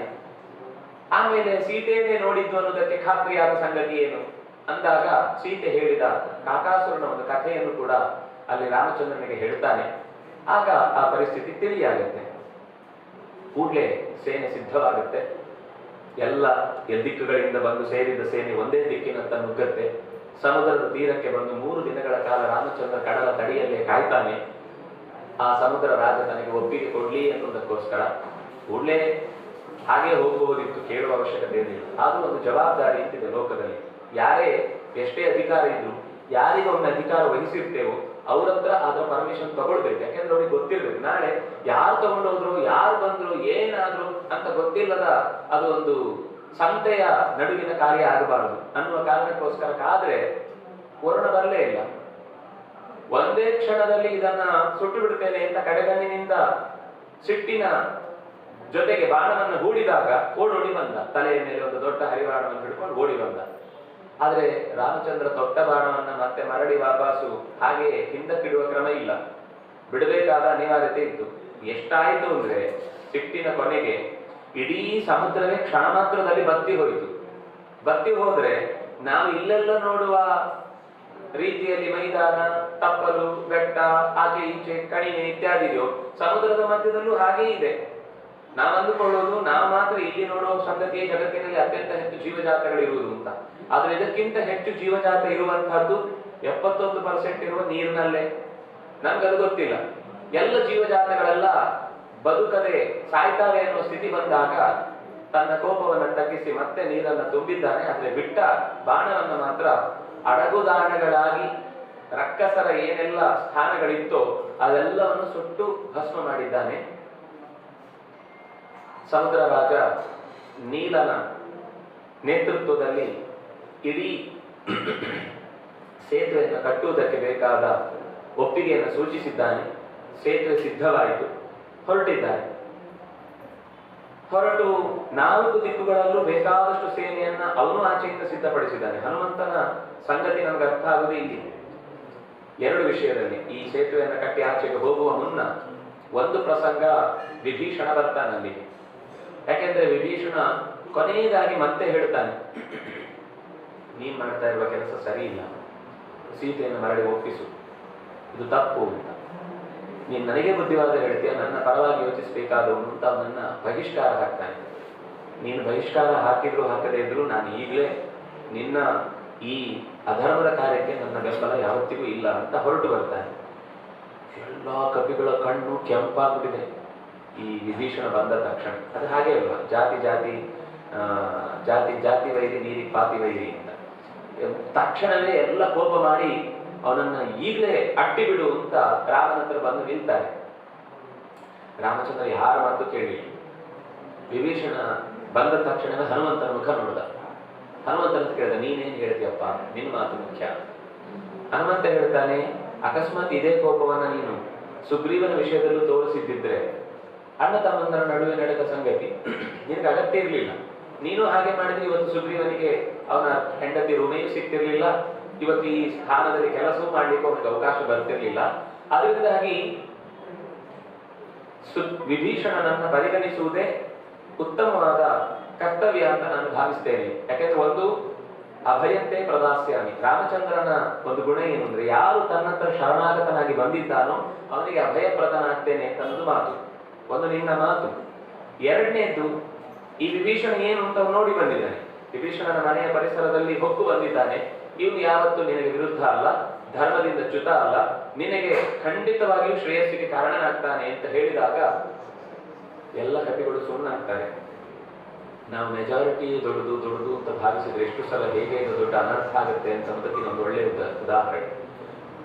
ತಿಳಿದವರ ಮಾತಿಗೆ ಬೆಲೆ ಕೊಡಬೇಕು ಹೊರತು ತುಂಬಾ ಜನ ಹೇಳಿದ ಮಾತಿಗೆ ಬೆಲೆ ಕೊಡುವುದರಲ್ಲಿ ಯಶಸ್ಸು ಅಲ್ಲ, ಅದು ಧರ್ಮವೂ ಆಗ್ಲಿಕ್ಕಿಲ್ಲ. ಅದರಿಂದಾಗಿ ಒಂದೇ ಒಂದು ಓಟ್ ಇದ್ದಿದ್ದು, ಉಳಿದದ್ದು ಎಲ್ಲ ಓಟ್ ಇದ್ದದ್ದು ವಿಭೀಷಣ ಇಲ್ಲಿ ಒಡೆಯನಾಗ ಇವನು ನಮ್ಮ ಪಕ್ಷದಲ್ಲಿ ಸೇರಬಾರದು ಅಂತ. ಆದ್ರೆ ಈ ಪಕ್ಷಾಂತರ ಅಂತ ಅನ್ನೋದು ಪಕ್ಷಾಂತರ ಅಲ್ಲ, ಇದು ತಪ್ಪು ಸರಿ ಅನ್ನೋ ಎರಡೇ ವಿಷಯದಲ್ಲಿ ಸರಿಯನ್ನು ಆಯ್ಕೆ ಮಾಡಿದ್ದು. ಹೇಗೆ ಯುಯುತ್ಸು ಯುದ್ಧದ ಹಿಂದಿನ ದಿನ ಪಾಂಡವರ ಪರವಾಗಿ ಬಂದು ನಿಂತ ಧೃತರಾಷ್ಟ್ರನ ದಾಸಿಯ ಮಗ, ಆದ್ರೆ ಅವನು ಪಕ್ಷಾಂತರ ಮಾಡಿದ್ದು ಕೇವಲ ಕೊನೆಯ ಕ್ಷಣದಲ್ಲಿ ಅಧರ್ಮದ ಹೆಗಲಾಗಿ ನಾನು ನಿಲ್ಲಲಾರೆ, ನಾನೇನಿದ್ರು ಧರ್ಮದ ಪರವಾಗಿ ಯೋಚಿಸಬೇಕು ಅಂತ ಯೋಚಿಸಿ ಹಿಂದಿನ ದಿವಸ ಘೋಷಣೆ ಆಗಿತ್ತು, ಇನ್ಯಾರಾದ್ರೂ ಏನಾದ್ರೂ ನಿರ್ಧಾರವನ್ನು ಬದಲಿಸುವುದಿದ್ರೆ ಇವತ್ತು ಕೊನೆ. ಆ ಸಂದರ್ಭದಲ್ಲಿ ಇದು ಟಿಕೆಟ್ ಎಲ್ಲಿ ಸಿಗುತ್ತೋ ಅಲ್ಲಿ ಓಡುವಂತಹ ಪರಿಸ್ಥಿತಿ ಅಲ್ಲ. ಹಾಗಾಗಿ ವಿಭೀಷಣ ಬಂದದರಲ್ಲಿ ಅರ್ಥ ಇತ್ತು. ರಾವಣನ ಯೋಚನೆಗಳನ್ನೆಲ್ಲವನ್ನು ಬಿತ್ತರಿಸಿದ ಹನುಮಂತ ಈಗ ಇನ್ನೊಂದು ಕೆಲಸ ಮಾಡಿದ್ದು, ರಾವಣನ ಯಾವ ಯಾವ ಪ್ರದೇಶದಲ್ಲಿ ಎಂಥೆಂಥ ಸೈನ್ಯ ಇದೆ, ಏನೇನು ಆಯುಧಗಳನ್ನು ಬಳಸ್ತಾರೆ, ಎಷ್ಟೆಷ್ಟು ಸಂಖ್ಯೆಯಲ್ಲಿ ಅದು ನಮ್ಮ ಮೇಲೆ ದಾಳಿ ಮಾಡಲಿಕ್ಕಿದೆ ಅನ್ನುವ ಸಂಗತಿಯನ್ನ ಹೇಳಿ ಅದಕ್ಕೆ ತಕ್ಕುದಾಗಿ ಕಪಿವೀರರನ್ನ ಎಲ್ಲ ದಿಕ್ಕುಗಳಲ್ಲಿ ಜೋಡಿಸಿದರು. 4 ದಿಕ್ಕುಗಳಲ್ಲಿ ಸೇನೆ ದಾಳಿ ಮಾಡಿತು. 4 ದಿಕ್ಕುಗಳಿಂದ ಪ್ರತ್ಯುತ್ತರವನ್ನ ರಾವಣನು ಕೊಟ್ಟ. ದೀರ್ಘಕಾಲಿಕವಾದ ಸುಮಾರು 72 ದಿನಗಳ ಯುದ್ಧ ಆಯಿತು ಅಂತ ಸ್ಕಂದ ಪುರಾಣ ಉಲ್ಲೇಖ ಮಾಡುತ್ತೆ. ಅಷ್ಟರಲ್ಲೂ ಹನುಮಂತನ ಪಾತ್ರ ಅತ್ಯಂತ ದೊಡ್ಡದು. ಹಲವು ಬಾರಿ ಹಲವರು ಪ್ರಾಣ ಕಳೆದುಕೊಳ್ಳುವ ಹೊತ್ತಿನಲ್ಲಿ ಎದುರುಗೊಂಡು ಅವರನ್ನು ಉಳಿಸಿದವ ಹನುಮಂತ. ಅನೇಕ ಪ್ರಸಂಗಗಳಿವೆ, ಒಂದೊಂದನ್ನೇ ನಾನು ಬಿಡಿಸಿ ಹೇಳಲಿಕ್ಕೆ ಹೋಗುದಿಲ್ಲ. 2 ಬಾರಿ ಕಪಿವೀರರೆಲ್ಲರೂ ಕೂಡ ವಿಷದ ನಾಗನ ಪಾಶಕ್ಕೆ ಮತ್ತು ವಿಷದ ದಾಳಿಗೆ ಒಳಗಾದಾಗ ಪರ್ವತವನ್ನು ಎತ್ತಿ ತಂದು ಅವರನ್ನು ಬದುಕಿಸಿದ. ಅದರಲ್ಲಿ ಒಮ್ಮೆ ಲಕ್ಷ್ಮಣನೂ ಸೇರಿಕೊಂಡಿದ್ದ. ಮತ್ತೊಮ್ಮೆ ಲಕ್ಷ್ಮಣನನ್ನ ರಾವಣನೇ ಎದುರಿಸಿ ಬಂಧಿಸಿ ಅವನನ್ನ ಎತ್ತಿಕೊಂಡು ಹೋಗುವ ಪ್ರಸಂಗ ಬಂದಾಗಲೂ ಬಿಡಿಸಿದವನು ಇದೇ ಹನುಮಂತ. ಇನ್ನು ಅದು ಎಷ್ಟು ಅನಾಯಾಸವಾಗಿ ಎತ್ತಿ ತಂದ ಅಂತ ಹೇಳಿದರೆ, ಅವನಿಗೆ ಭಕ್ತಿಯಿಂದ ರಾಮಚಂದ್ರನಿಗೆ ಹೂವನ್ನ ತರುವುದೇ ಭಾರ ಅಂತೆ, ಆದರೆ ಶಕ್ತಿಯಿಂದ ಬೆಟ್ಟವನ್ನ ತರುವುದು ಅದಕ್ಕಿಂತ ಹಗುರ ಅಂತ. ರಾಮಚಂದ್ರನ ಬಗ್ಗೆ ಅಷ್ಟು ಗೌರವ ಇತ್ತು, ಅದರಿಂದಾಗಿ ಅವನಿಗೆ ಹೂ ತರುವುದೇ ಕಷ್ಟ ಹೊರತು ಪರ್ವತ ತರುವುದು ಕಷ್ಟ ಆಗಲಿಲ್ಲ. ಈಗ ಸರಿ, ಹನುಮಂತನದ್ದು ಇನ್ನೊಂದು ಚಂದದ ನಡೆ ಏನು ಅಂದ್ರೆ, ಆ ಪರ್ವತನ ತಂದರು, ನಾವಾದ್ರೆ ಏನ್ ಮಾಡ್ತಿದ್ವಿ, ಇಲ್ಲೇ ಇರ್ಲಿ ಬಿಡ್ರಿ, ಇಲ್ಲಿಗಾಗತ್ತೆ, ಅಲ್ಲಿ ಹುಡುಕಿ ಏನೋ ಪರ್ವತ ಇದೆ, ಸಂಜೀವಿ ಪರ್ವತ ಎಲ್ಲಿ ತುಳಿತಾರೆ, ಇಲ್ಲ ಅದು ಪ್ಲೇಸ್ ಚೇಂಜ್ ಆಗಿದೆ, ಇಲ್ಲಿದೆ. ಹಾಗೆ ಮಾಡ್ಲಿಲ್ಲ. ಕ್ಷಿಪ್ತ ಪಶ್ಚಾತ್ ಸಲೀಲಂ ಶತಮತುಲ ಮತೆ ಯೋಜನಾನಾಂ ಸ. ಅವನು ಈ ಇಡೀ ಬೆಟ್ಟವನ್ನ ಎತ್ತಿ ತಂದ ಜಾಗದಿಂದ ಮತ್ತೆ ಮರಳಿ ಅಲ್ಲಿಗೆ 50,000 50,000 ಯೋಜನೆಗಳಷ್ಟು ದೂರಕ್ಕೆ, 50,000 ಯೋಜನದ ದೂರಕ್ಕೆ ಬೆಟ್ಟವನ್ನು ಎಸೆದಿದ್ದಾನೆ. ಎಸೆದ ಮೇಲೆ ಬಂದು ಬಿದ್ದ ಬೆಟ್ಟ ಮೊದಲು ಇಲ್ಲಿಂದ ಯಾರೋ ಕಿತ್ತುಕೊಂಡು ಹೋಗಿದ್ರು ಅಂತ ಅನ್ನುವ ಸುದ್ದಿಯೇ ಇರಲಿಲ್ಲ. ನಾಜೂಕಾಗಿ ಹೋಗಿ, ನಾವು ಕೆಲವೊಂದು ಬಾರಿ ಚೆನ್ನಾಗಿ ಎಸೆಯುವುದಿರುತ್ತೆ, ಅದು ಇನ್ಯಾರದು ಪಕ್ಕದವ್ರ ಮಂಟೆಗೆ ಬಿದ್ದು ಆಮೇಲೆ ಅಯ್ಯೋ ಯಾರಿಗೆ ಮಾಡಿದ್ದು ಹೀಗೆ, ನಾನಲ್ಲಪ್ಪ ಅಂತ ಹೇಳುವ ಸ್ಥಿತಿ. ಆದ್ರೆ ಹನುಮಂತ ಎಸೆದ ಬೆಟ್ಟ ಮರಳಿ ಮೊದಲಿನ ಸ್ಥಾನಕ್ಕೆ ತಲುಪಿದೆ. ಇದು ನಮಗೊಂದು ಗುಣ ಏನು ಅಂದ್ರೆ, ನಾವು ಯಾವುದೋ ಒಂದು ವಸ್ತುವನ್ನು ತಗೊಳ್ತೇವೆ, ನಮ್ ಕೆಲಸ ಆದ್ಮೇಲೆ ನಾವು ಎಲ್ಲಿ ಉಪಯೋಗಿಸ್ತೀವಿ ಅಲ್ಲೇ ಬಿಟ್ಟು ಹೋಗ್ತೇವೆ. ಅದು ಕೆಲವೊಮ್ಮೆ 3 ದಿನದ ಸಮಸ್ಯೆ ಇರುತ್ತೆ ಅಡಿಗೆ. 3 ದಿನದ ಅಡಿಗೆ ಆದ್ರೆ ಮತ್ತೆ ಮರಳಿ ಮನೆಯ ಹೆಣ್ಮಗಳು ಬಂದು ಯೋಚನೆ ಮಾಡಿದ್ರೆ ಎಲ್ಲ ಸಾಮಗ್ರಿಗಳು ತನ್ನ ಸ್ಥಾನ ಬದಲಿಸಿರುತ್ತೆ, ಎಲ್ಲೋ ಬೇರೆ ಕಡೆ ತುಂಬಿಕೊಂಡಿರುತ್ತೆ, ಮತ್ತವ್ರು ಜೋಡಿಸಿರಬೇಕು. ಅಥವಾ ಮಕ್ಕಳು ಮನೆಯಲ್ಲಿ ಪಾತ್ರೆ ಪರಡಿಗಳನ್ನೆಲ್ಲ ಏನಾದ್ರು ಕೆಲಸ ಮಾಡಿ ಅಂತ ಹೇಳಿದ್ರೆ ಒಂದ್ ಕೆಲಸಕ್ಕೆ 3 ಕೆಲಸ ಆಗುತ್ತೆ. ಅದು ಚಿಕ್ಕಂದಿನಿಂದ ಕಲಿಸ್ಬೇಕು. ಹನುಮಂತ ಕೊಟ್ಟ ಪಾಠ ಏನು ಅಂದ್ರೆ, ನಾವು ಎಲ್ಲಿಂದ ವಸ್ತುವನ್ನ ಸ್ವೀಕರಿಸಿದೆವೋ ಅಲ್ಲಿಗೆ ಮತ್ತೆ ಅದನ್ನು ಮರಳಿ ಮೊದಲಿನ ಸ್ಥಿತಿಯಲ್ಲಿ ಉಳಿಸಬೇಕಾದದ್ದು ನಾವು ತೆಗೆದುಕೊಂಡದ್ದಕ್ಕೂ ಒಂದು ಹೊಣೆಗಾರಿಕೆ, ತೆಗೆದುಕೊಂಡದ್ದಕ್ಕೆ ಒಂದು ಕೃತಜ್ಞತೆ ತಿಳಿಸುವ ರೀತಿಯೂ ಅದು ಹಾಗೇನೆ ಆಯ್ತು. ಈ ರೀತಿ ಇದು ಒಂದು ಸಣ್ಣ ಘಟನೆ ಹೇಳಿದ್ದು. ಹೀಗೆ ರಾಮಾಯಣದಲ್ಲಿ ಹನುಮಂತನ ನಡೆಯಲ್ಲಿ ಪ್ರತಿಯೊಂದರಲ್ಲೂ ನಾವು ಗುರುತಿಸ್ತಾ, ಇದು ಒಬ್ಬ ಗುರುವಾಗಿ ನಮಗೆ ಸಿಗುವ ಹನುಮಂತನ ಪಾಠ. ನಾನು ಯಾಕೆ ಹನುಮಂತನ ಕಡೆಗೆ ಹೆಚ್ಚು ಗಮನ ಕೊಡ್ತಾ ಇದ್ದೇನೆ ಅಂದ್ರೆ, ಎಲ್ಲವೂ ಕೂಡ ಒಂದು ಗುರುತ್ವದಲ್ಲಿ ನಿಂತು ಮಾಡಿದ ಅವನ ಗುಣಗಳೇನು. ಯಾಕೆಂದ್ರೆ ಗುರುಗಳ ಬಗ್ಗೆ ಸರಿಯಾಗಿ ತಿಳಿದ್ರೆ ಮಾತ್ರ ಅವರು ನಮಗೆ ಏನ್ ತಿಳಿಸ್ತಾ ಇದ್ದಾರೋ ಅದರಲ್ಲಿ ಎಷ್ಟು ಅರ್ಥವತ್ತಾದ ಮಹತ್ವದ ಸಂಗತಿ ಇದೆ ಅಂತ ನಮಗೆ ವಿಶ್ವಾಸ ಹುಟ್ಟತ್ತೆ. ಅವರ ಬಗ್ಗೆ ನಮಗೆ ಸರಿ ಗೊತ್ತಿಲ್ಲದೆ ಇದ್ರೆ, ಅವ್ರು ಏನಾದ್ರು ಒಂದು ಒಳ್ಳೆಯದನ್ನು ಹೇಳಿದ್ರು, ಅವ್ರು ಹೇಳಿದ್ರೆ ನಾವು ಯಾಕೆ ಕೇಳಬೇಕು ಅಂತ ಪ್ರಶ್ನೆ ಕೊಡುತ್ತೆ. ಆದ್ರೆ ಹನುಮಂತನ ನಡೆಯಲಿದ್ದ ಪ್ರತಿಯೊಂದು ಸಂಗತಿಯಲ್ಲೂ ಕೂಡ ಅದು ಪ್ರಾಕೃತಿಕವಾದ ಪಾಠ ಇದೆ, ಅದರ ಜೊತೆಗೆ ಧಾರ್ಮಿಕವಾದ ಎಚ್ಚರ ಇದೆ, ಸಾಮಾಜಿಕವಾದ ನಂಬಿಕೆಗಳು ಅದರಲ್ಲಿ ತುಂಬಿಕೊಂಡಿದೆ. ಈ ಎಲ್ಲ ದೃಷ್ಟಿಯಲ್ಲೂ ಹನುಮಂತನ ನಡೆ ರಾಮಚಂದ್ರನ ಗುಣಕ್ಕೆ ಹೊಂದಿಕೊಂಡಿರುವಂಥದ್ದು ಅನ್ನುವ ಈ ಇಡೀ ಘಟನೆ ಕೊನೆಗೆ ರಾವಣನನ್ನು ಎದುರಿಸುವ ಒಂದು ಪ್ರಸಂಗ ಬಂದಾಗ ಎದುರಿಸಿ ನಿಲ್ಲುವಾಗ ಹೊಡಿತಾನೆ. ಹನುಮಂತ ಏಟು ತಿಂದ ಮೇಲೆ ನಾನೊಂದು ವಾಪಸ್ ಹೊಡಿಬೇಕಿದೆ, ನಾನೇ ನಿನಗೆ ಮೊದಲು ಹೊಡಿಬೋದಿತ್ತು, ಆದ್ರೆ ನಂತರ ನೀನು ಹೊಡಿಲಿಕ್ಕೆ ನನ್ನ ಎದುರುಗಡೆ ಇರಲ್ಲ ಅನ್ನೋ ಕಾರಣಕ್ಕೋಸ್ಕರ ನಿನ್ನಿಂದ ಮೊದಲು ಹೊಡೆದಕ್ಕಿಂತ ನಾನು ನಿನ್ಗೆ ಹೊಡಿತೇನೆ ಅಂತ ಒಂದು ನೆತ್ತನೆ ಮುಟ್ಟಿದ್ನಂತೆ. 10 ಬಾರಿಯಲ್ಲೂ ನೆತ್ತರು ಕಾರಿ ಏನು ಸಾಮರ್ಥ್ಯ ನಿನ್ನದು ಅಂತ. ಅದಕ್ಕೆ ಹನುಮಂತ ಹೇಳ್ತಾನೆ, ನಾನು ಹೊಡೆದಿದ್ದಲ್ಲ ಮುಟ್ಟಿದ್ದು, ಹೊಡೆದಿದ್ರೆ ನೀನು ಇರ್ತಿರ್ಲಿಲ್ಲ ಅಂತ. ಹೊಗಳ್ತಾನೆ ಮಾತ್ರ ರಾವಣ. ಅಂದ್ರೆ ಹೊಗಳುವುದರಲ್ಲೂ ಇನ್ನು ಹೊಡಿಬೇಡ ಅನ್ನೋ ತಾತ್ಪರ್ಯ ಅಷ್ಟೇ. ಹೊಗಳುವುದರಲ್ಲಿ ನಿನ್ನ ಶಾಲು ಹಾಕಿ ಸನ್ಮಾನ ಮಾಡಿ ಇನ್ನು ಮುಂದೆ ನೀನು ಹೇಳಿದ್ದೆಲ್ಲ ಕೇಳ್ತೇನೆ ಅಂತ ಅರ್ಥ ಅಲ್ಲ. ಹಾಗೆಯೇ ಕೊನೆಗೆ ಯಾವಾಗ ಅವನು ಹಡಗುದಾನದಿಂದ ನಿಂತು ಮರೆಯಿಂದ ಬಾಣವನ್ನು ಹೊಡಿಲಿಕ್ಕೆ ಶುರು ಮಾಡಿದ್ನು, ಸ್ವತಃ ತಾನೇ ಹೆಗಲಲ್ಲಿ ಕೂಡಿಸಿ ರಾಮಚಂದ್ರ ಲಕ್ಷ್ಮಣರ ಜೊತೆಗೆ ಯುದ್ಧಕ್ಕೆ ನಿಲ್ಲಿಸ್ತಾನೆ. ಕೊನೆಗೆ ಇಂದ್ರನೂ ಬಂದು ತನ್ನ ಮಾತಲಿಯ ರಥವನ್ನ ಕಳುಹಿಸಿ ರಾಮಚಂದ್ರನಿಗೆ ನೆರವಾಗ್ತಾನೆ. ಕೊನೆಗೆ ಹನುಮಂತ ಎಲ್ಲವನ್ನೂ ಸೇರಿಸಿ ಇಷ್ಟರಲ್ಲಿ ಏನಾಗ್ತಾ ಇರುತ್ತೆ ಅಂದ್ರೆ, ಆ ಪರ್ವತವನ್ನ ತರುವ ಹೊತ್ತಿಗೆ ಕಪಿವೀರರೆಲ್ಲ ಸೇರಿಕೊಂಡು ರಕ್ಕಸರ ಪಡೆಯಲ್ಲಿ ಬಿದ್ದ ಎಲ್ಲವನ್ನೂ ಸಮುದ್ರಕ್ಕೆ ಎಸಿತಾ ಇರ್ತಾನೆ. ಯಾಕಂದ್ರೆ ಇದು ರಾಮನ ಮೊದಲ ಇನ್ಸ್ಟ್ರಕ್ಷನ್. ಯಾಕೆಂದ್ರೆ ಇಲ್ಲ ಅಂದ್ರೆ ಆ ಪರ್ವತ ತರುವಾಗ ಅದರ ಪರಿಮಳಕ್ಕೇನೆ ಎಲ್ಲ ಕಪಿಗಳು ಎದ್ರು ಅಂತ. ರಾಕ್ಷಸರಿಗೂ ಪರಿಮಳ ಬಂತಲ್ವಾ, ಅವರು ಎದ್ದೇಳ್ಬೇಕಿತ್ತಲ್ವಾ. ಇದಕ್ಕೇನೆ ಮೊದಲೇ ಅವರಿಗೆ ಯಾವ ಕಾರಣಕ್ಕೂ ಚಿಕಿತ್ಸೆ ಕೊಡುವಾಗಲೂ ಸಮಸ್ಯೆ ಆಗುತ್ತೆ. ನಮ್ಮವ್ರಿಗೆ ಚಿಕಿತ್ಸೆ ಕೊಡುವಾಗ ಅರ್ಧ ಸತ್ತವರು ಮತ್ತೆ ನಮ್ಗೆ ದಾಳಿ ಮಾಡಿದ್ರೆ ಅದಕ್ಕೋಸ್ಕರ ಅವರನ್ನ ಉಳಿಸ್ಲೇ ಇಲ್ಲ, ಎಲ್ಲ ಸಮುದ್ರಕ್ಕೆ ಎಸೆದು ಬಿಡ್ತಾ ಇದ್ದಿದ್ದು. ಈ ಹೊತ್ತಿನಲ್ಲಿ ಕಪಿವೀರರು ಮಾತ್ರ ಇದ್ರು. ಎಲ್ಲ ಆದ ಮೇಲೆ ಒಂದು ದೊಡ್ಡ ಸೈನ್ಯ ಬಂತು. ಕುಂಭಕರ್ಣ ಸತ್ತ, ಇಂದ್ರಜಿತ್ ಸತ್ತ. ಇಂದ್ರಜಿತ್ ನಿಕುಂಬಿಲದಲ್ಲಿ ಕುಳಿತು ಏಕಾಂತದಲ್ಲಿ ಅತ್ಯಂತ ಕೃತ್ಯ ಪ್ರಯೋಗದ ಮೂಲಕ ಇವರನ್ನೆಲ್ಲ ನಾಶ ಮಾಡಬೇಕು ಅಂತ ಪ್ರಯತ್ನ ಮಾಡಿದ್ರೆ ಅಲ್ಲಿಗೆ ಸ್ವತಃ ವಿಭೀಷಣ ಲಕ್ಷ್ಮಣನನ್ನ ಕರೆತಂದು ಕಪಿಗಳೆಲ್ಲ ಒಂದಿಷ್ಟು ಅವನ ಯಜ್ಞದಲ್ಲಿ ಅಧ್ವಾನ ನಡೆಸಿ ಅವನ ಏಕಾಗ್ರತೆಯನ್ನು ಭಂಗಗೊಳಿಸಿ ಲಕ್ಷ್ಮಣನ ಬಾಣದ ಕೈಯಿಂದ ಬಾಣದ ಪೆಟ್ಟಿನಿಂದ ಅವನನ್ನು ಕೊಲ್ತಾರೆ. ಕುಂಭಕರ್ಣನು ಎಚ್ಚರ ವಹಿಸ್ತಾನೆ, ರಾವಣನನ್ನು ಎಚ್ಚರಿಸ್ತಾನೆ ತಪ್ಪು ಮಾಡ್ತಾ ಇದ್ದಿ ಅಂತ. ಆದ್ರೆ ಅವನು ಕೇಳಲಿಲ್ಲ ಅನ್ನೋ ಕಾರಣ ಕೊನೆಗೆ ಅವನು ಸಾಯ್ತಾನೆ. ರಾವಣ ಕೊನೆಗೆ ತನ್ನ ಒಂದು ಬುದ್ಧಿಯಲ್ಲಿ ಇದ್ದ ಒಂದು ಸೇನೆಯನ್ನು ಕಳುಹಿಸ್ತಾನೆ. ಆ ಬುದ್ಧಿಯಲ್ಲಿದ್ದ ಸೇನೆ ಹೇಗೆ ಅಂದ್ರೆ, ಅದು ಬರುವುದು ಬೇಡ, ಯುದ್ಧ ಮಾಡುವುದು ಬೇಡ, ಹಾದು ಹೋದ್ರೆ ಇದೆಲ್ಲ ಅಪ್ಪಚ್ಚಿ, ಅಷ್ಟು ದೊಡ್ಡ ಸೇನೆ. ಇವರ ಸೇನೆ ಇದ್ದದ್ದಕ್ಕಿಂತ 10 ಪಟ್ಟು ದೊಡ್ಡ ಸೇನೆ, 100 ಪಟ್ಟು ದೊಡ್ಡ ಸೇನೆ. ಕಪಿಗಳಿಗೆ ಎಲ್ಲರಿಗೂ ಭಯ ಆಯಿತು.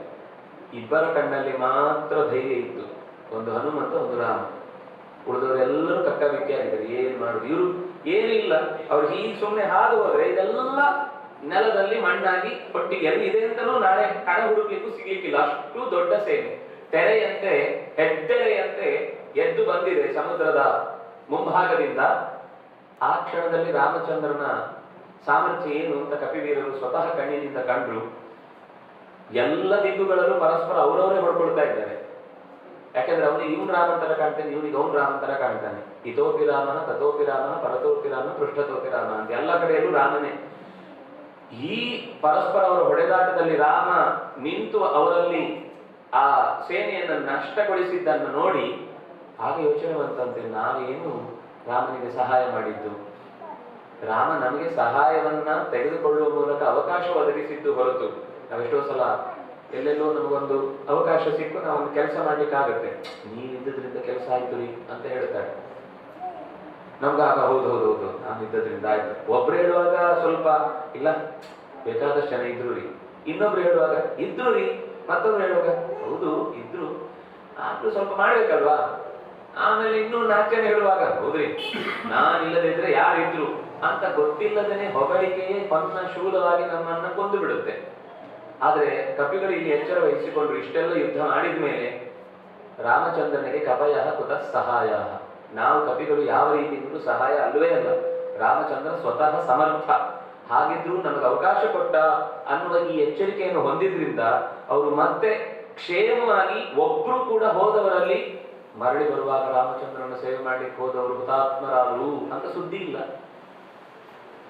ಎಲ್ಲರನ್ನ ಕಿಷ್ಕಿಂಧೆಗೆ ಕರೆತರುವಾಗ ಎಲ್ಲರ ಮನೆಯ ಅಡ್ರೆಸ್ಸಿಗೂ ಆಯಾ ಮನೆಯ ವ್ಯಕ್ತಿಗಳು ಹೋಗಿ ಸೇರಿದ್ದಾರೆ. ಆದ್ರೆ ಅಲ್ಲೊಂದು ತಮಾಷೆ ಇತ್ತು. ಅಲ್ಲಿ ಹೋಗಿ ನಿಲ್ಲಿಸಿದಾಗ ಓ ಕೆಲಸ ಆಯ್ತು ಅಂತ ವಾಪಸ್ ಇಲ್ಲೇ ಬಿಟ್ಟು ಹೋಗ್ತಾನೆ ಅಂತ ಅಂದುಕೊಂಡ್ರು. ಆದ್ರೆ ಅಲ್ಲಿ ಇಳಿಸಿದ್ ಯಾಕೆ ಅಂದ್ರೆ ನಿಮ್ಮ ನಿಮ್ಮ ಹೆಂಡತಿ ಮಕ್ಕಳನ್ನ ಕರ್ಕೊಂಡು ಬನ್ನಿ ಅಯೋಧ್ಯೆಗೆ ಹೋಗ್ಬೇಕು ಅಂತ. ಅಷ್ಟೂ ಕಪಿಗಳನ್ನ ಆ ಎಕ್ಸ್ಪ್ಯಾಂಡೇಬಲ್ ಆಗುವ ಪುಷ್ಪಕ ವಿಮಾನದಲ್ಲಿ ಹೊತ್ತು ಸಾಗಿದ. ಅವರಿಗೆ ಆಶ್ಚರ್ಯ, ಈಗಲೇ ಎಲ್ಲ ತುಂಬ್ಕೊಂಡ್ಬಿಟ್ಟಿದೆ, ಇನ್ನೆಲ್ಲಿಂದ ತುಂಬಿಸುವುದು ಜನರನ್ನ ಅಂತ. ನೀವು ಕರ್ಕೊಂಡು ಬನ್ನಿ ಇಂದ. ಅಂದ್ರೆ ಅದು ನಾವು ಸಾಮಾನ್ಯವಾಗಿ ಸ್ವಲ್ಪ ಭಾವುಕತೆಯಿಂದಲೂ ಅಥವಾ ನಮ್ಮ ಪ್ರಾಚೀನರ ಬಗೆಗಿನ ಓವರ್ ಕಾನ್ಫಿಡೆನ್ಸ್ ಇಂದ ನಮ್ಮ ಕಾಲದಲ್ಲೂ ರಾಮಾಯಣದ ಕಾಲದಲ್ಲೂ ವಿಮಾನ ಇತ್ತು ರೀ, ಅದೇನು ಮಹಾ, ನೀವು ಮಾತ್ರ ದೊಡ್ಡ ವಿಮಾನ ಅಂತ. ಹಾಗಾದ್ರೆ ಒಂದ್ಸರ್ತಿ ರಾಮಾಯಣದ ಆಧಾರ ಇಟ್ಕೊಂಡು ಮಾಡಿ ತೋರಿಸಿ, ಮಹಾಭಾರತದ ಆಧಾರ ಇಟ್ಕೊಂಡು ಮಾಡಿ ತೋರಿಸಿ. ಅದು ಇತ್ತು, ಯಾವಾಗ ಎಲ್ಲಿ ಬಿತ್ತೋ ಗೊತ್ತಿಲ್ಲ, ನಾವಂತೂ ಇತ್ತು ಅಂತ ಹೇಳ್ಕೊಂಡು ತಿರುಗ್ತೇವೆ. ವಿಮಾನಗಳಲ್ಲಿ ಎರಡು ಬಗೆಯಿತ್ತು, ಒಂದು ಯಂತ್ರ ವಿಮಾನ, ಇನ್ನೊಂದು ಮಂತ್ರ ವಿಮಾನ ಅಂತ. ಮಂತ್ರ ವಿಮಾನದ ಬಗ್ಗೆ ಇಲ್ಲಿ ಮಾತಾಡಿದ್ದು ಹೊರತು ನಾವು ಇವತ್ತು ಬಳಸುವ ಯಂತ್ರದ ಬಗ್ಗೆ ಮಾತಾಡಿದ್ದಲ್ಲ. ಯಂತ್ರವೂ ಇತ್ತು, ಇಲ್ಲ ಅಂತ ನಾನು ಹೇಳ್ತೇನೆ. ಇಲ್ಲಿ ಬಳಸಿದ ಆ ವಿವರ ನನಗೆ ಗೊತ್ತಾಗುವುದು ತಪಸ್ವಿಗಳಾಗಿ ಅವರು ಮನನ ಶಕ್ತಿಯಿಂದಾಗಿ ಇಡೀ ಅಷ್ಟೂ ಭಾರವನ್ನ ಹೊರುವ. ಯಾಕೆಂದ್ರೆ ಅದು ಬೇರೆ ಬೇರೆ ರೀತಿಯ ಅಷ್ಟಸಿದ್ಧಿಗಳು ಅಂತ ಹೇಳುವಾಗ ಲಘುವಾಗುವುದು, ಭಾರವಾಗುವುದು, ಚಿಕ್ಕದಾಗುವುದು, ದೊಡ್ಡದಾಗುವುದು ಅನ್ನುವ ಅನೇಕ ವಿದ್ಯೆಗಳಿವೆ. ಅದರ ವಿದ್ಯೆಯ ಬಲದಿಂದ ಎಲ್ಲವನ್ನು ಹಗುರವಾಗಿಸಿ ಹೊತ್ತೊಯ್ಯುವಂತಹ ಮಾನಸಿಕ ಶಕ್ತಿಯಿಂದ ಅದು ನಡೀತಾ ಇದ್ದದ್ದಾದ್ರಿಂದ ಅದು ಸೇರಿದಷ್ಟು ಜನರನ್ನು ಅದು ಹೊತ್ತುಕೊಳ್ಳುವ ವ್ಯವಸ್ಥೆಯನ್ನ ಅಲ್ಲಿ ಹೇಳ್ತಾರೆ. ಒಟ್ಟಂತೂ ಕರೆತರುವಾಗ ಸೀತೆಯನ್ನ ಕರೆತರುವ ಪ್ರಸಂಗ ಬರುತ್ತೆ. ಸೀತೆಯನ್ನ ಪರೀಕ್ಷಿಸಿ ಕರೆತರುವಂತಹ ಮಾತಾಗುತ್ತೆ. ಇದರ ಹಿಂದೆ ಪುರಾಣಗಳಲ್ಲಿ ಅದರ ಸ್ಪಷ್ಟ ಉಲ್ಲೇಖ ಇದೆ, ರಾಮಾಯಣದಲ್ಲೂ ಅದರ ಸೂಕ್ಷ್ಮವಾದ ಮಾತುಗಳು ಬರ್ತಾರೆ. ಅಗ್ನಿ ಸೀತೆಯನ್ನ ಶುದ್ಧಳು ಅಂತ ಹೇಳಿ ಕೊಡುವಾಗ ಮೊದಲು ಪಡೆದದ್ದೇನು ಅನ್ನುವ ಸುದ್ದಿ ಅಲ್ಲಿ ಕಾಣುತ್ತೆ ನಮಗೆ. ರಾವಣ ನಿಜವಾಗಿ ಎಳ್ಕೊಂಡು ಹೋದದ್ದು ಪೂರ ಸತ್ಯ ಅಲ್ಲ ಸೀತೆಯನ್ನು. ಯಾಕಂದ್ರೆ ಅಲ್ಲಿ ಆಗಲೇ ಆ ಮನೆಯಲ್ಲಿದ್ದಂತಹ ಅಗ್ನಿಹೋತ್ರದ ಅಗ್ನಿಯಲ್ಲಿ ಅಗ್ನಿ ಸೀತೆಯನ್ನು ಕರೆದೊಯ್ದು ಸೀತೆಯ ಆಕೃತಿಯಲ್ಲಿ ಇಂದ್ರ ನೆಲೆಸಿದ್ದ. ಆದ್ರೆ ಆ ಸೀತೆಯ ಸೌಂದರ್ಯಕ್ಕಾಗಿ ಸೀತೆ ಒಂದು ಅಂಶದಿಂದ ನೆಲೆಸಿದ್ಲು ಅನ್ನೋ ಮಾತನ್ನ ನಾವು ನೋಡ್ತೇವೆ. ಅವ್ರು ಕರ್ಕೊಂಡು ಹೋಗಿದ್ದು ಸುಳ್ಳು ಸೀತೆಯನ್ನೇ. ಕರ್ಕೊಂಡು ಹೋಗಿ ವಾಪಸ್ ತರುವಾಗ ಮತ್ತೆ, ಯಾಕೆಂದ್ರೆ ಇಡೀ ಜಗತ್ತಿನ ಮಾನವಿಯಾದಂತಹ ಭೂದೇವಿಯನ್ನ ರಾವಣ ಹೊತ್ತೊಯ್ಯುವುದು ಎಲ್ಲಿಂದ ಸಾಧ್ಯ? ಈ ಸಾಮಾನ್ಯ ನಿಯಮದಿಂದ ಯೋಚನೆ ಮಾಡಿದ್ರು ಕಷ್ಟ. ಹಾಗಿದ್ರು ಅಲ್ಲಿ ಬರುವಾಗ ಕೈಲಾಸದ ಪ್ರದೇಶದಲ್ಲಿ ಪಾರ್ವತಿ ಮತ್ತು ಶಿವನಿಂದ ಆರಾಧ್ಯ ಮೂರ್ತಿಯಾಗಿ ಸೀತೆಯನ್ನ ಮರಳಿ ತಂದು ರಾಮನ ಕೈಗೆ ಒಪ್ಪಿಸ್ತಾರೆ ಅಂತ ಅಲ್ಲಿ ಉಲ್ಲೇಖ ಬರುತ್ತೆ. ಸ್ಕಂದ ಪುರಾಣದಲ್ಲಿ ಅದರ ಅಂಶಗಳು ನಮಗೆ ಸ್ಪಷ್ಟವಾಗಿ ಕಾಣುತ್ತೆ. ಸರಿ, ಒಟ್ಟಂತೂ ಸೀತೆಯನ್ನ ಕರೆತಂದದ್ದಾಯಿತು.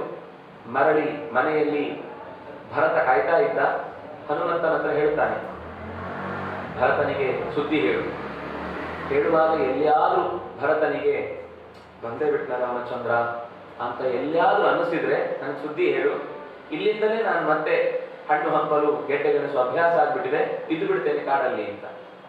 ಹನುಮಂತ ಹೋಗಿ ಆ ಸುದ್ದಿಯನ್ನು ಹೇಳಿದಾಗ ಎಷ್ಟು ಕರಗುತ್ತಾನೆ ಅಂದ್ರೆ, ಅವನು ಕೂಡ ಜಟೆಯನ್ನು ಬಿಟ್ಟು ಮಲದಿದ್ದಂಗ, ಮೈಯಲ್ಲಿ ಕೊಳೆ ಹಾಗೆ ಇತ್ತು, ಆಡಳಿತಕ್ಕೆ ಬೇಕಾದ ಅಧಿಕಾರವನ್ನು ವಹಿಸಿದ್ದ ಅಂತ ಅನ್ನೋದು ಹೊರಗಿನಿಂದ ನಂದಿಗ್ರಾಮದಲ್ಲಿ ಬಿಟ್ರೆ ಯಾವ ಅಪೇಕ್ಷೆಯನ್ನು ಇಟ್ಟುಕೊಳ್ಳದೆ ನಡೆಸ್ತಾ ಇದ್ದ.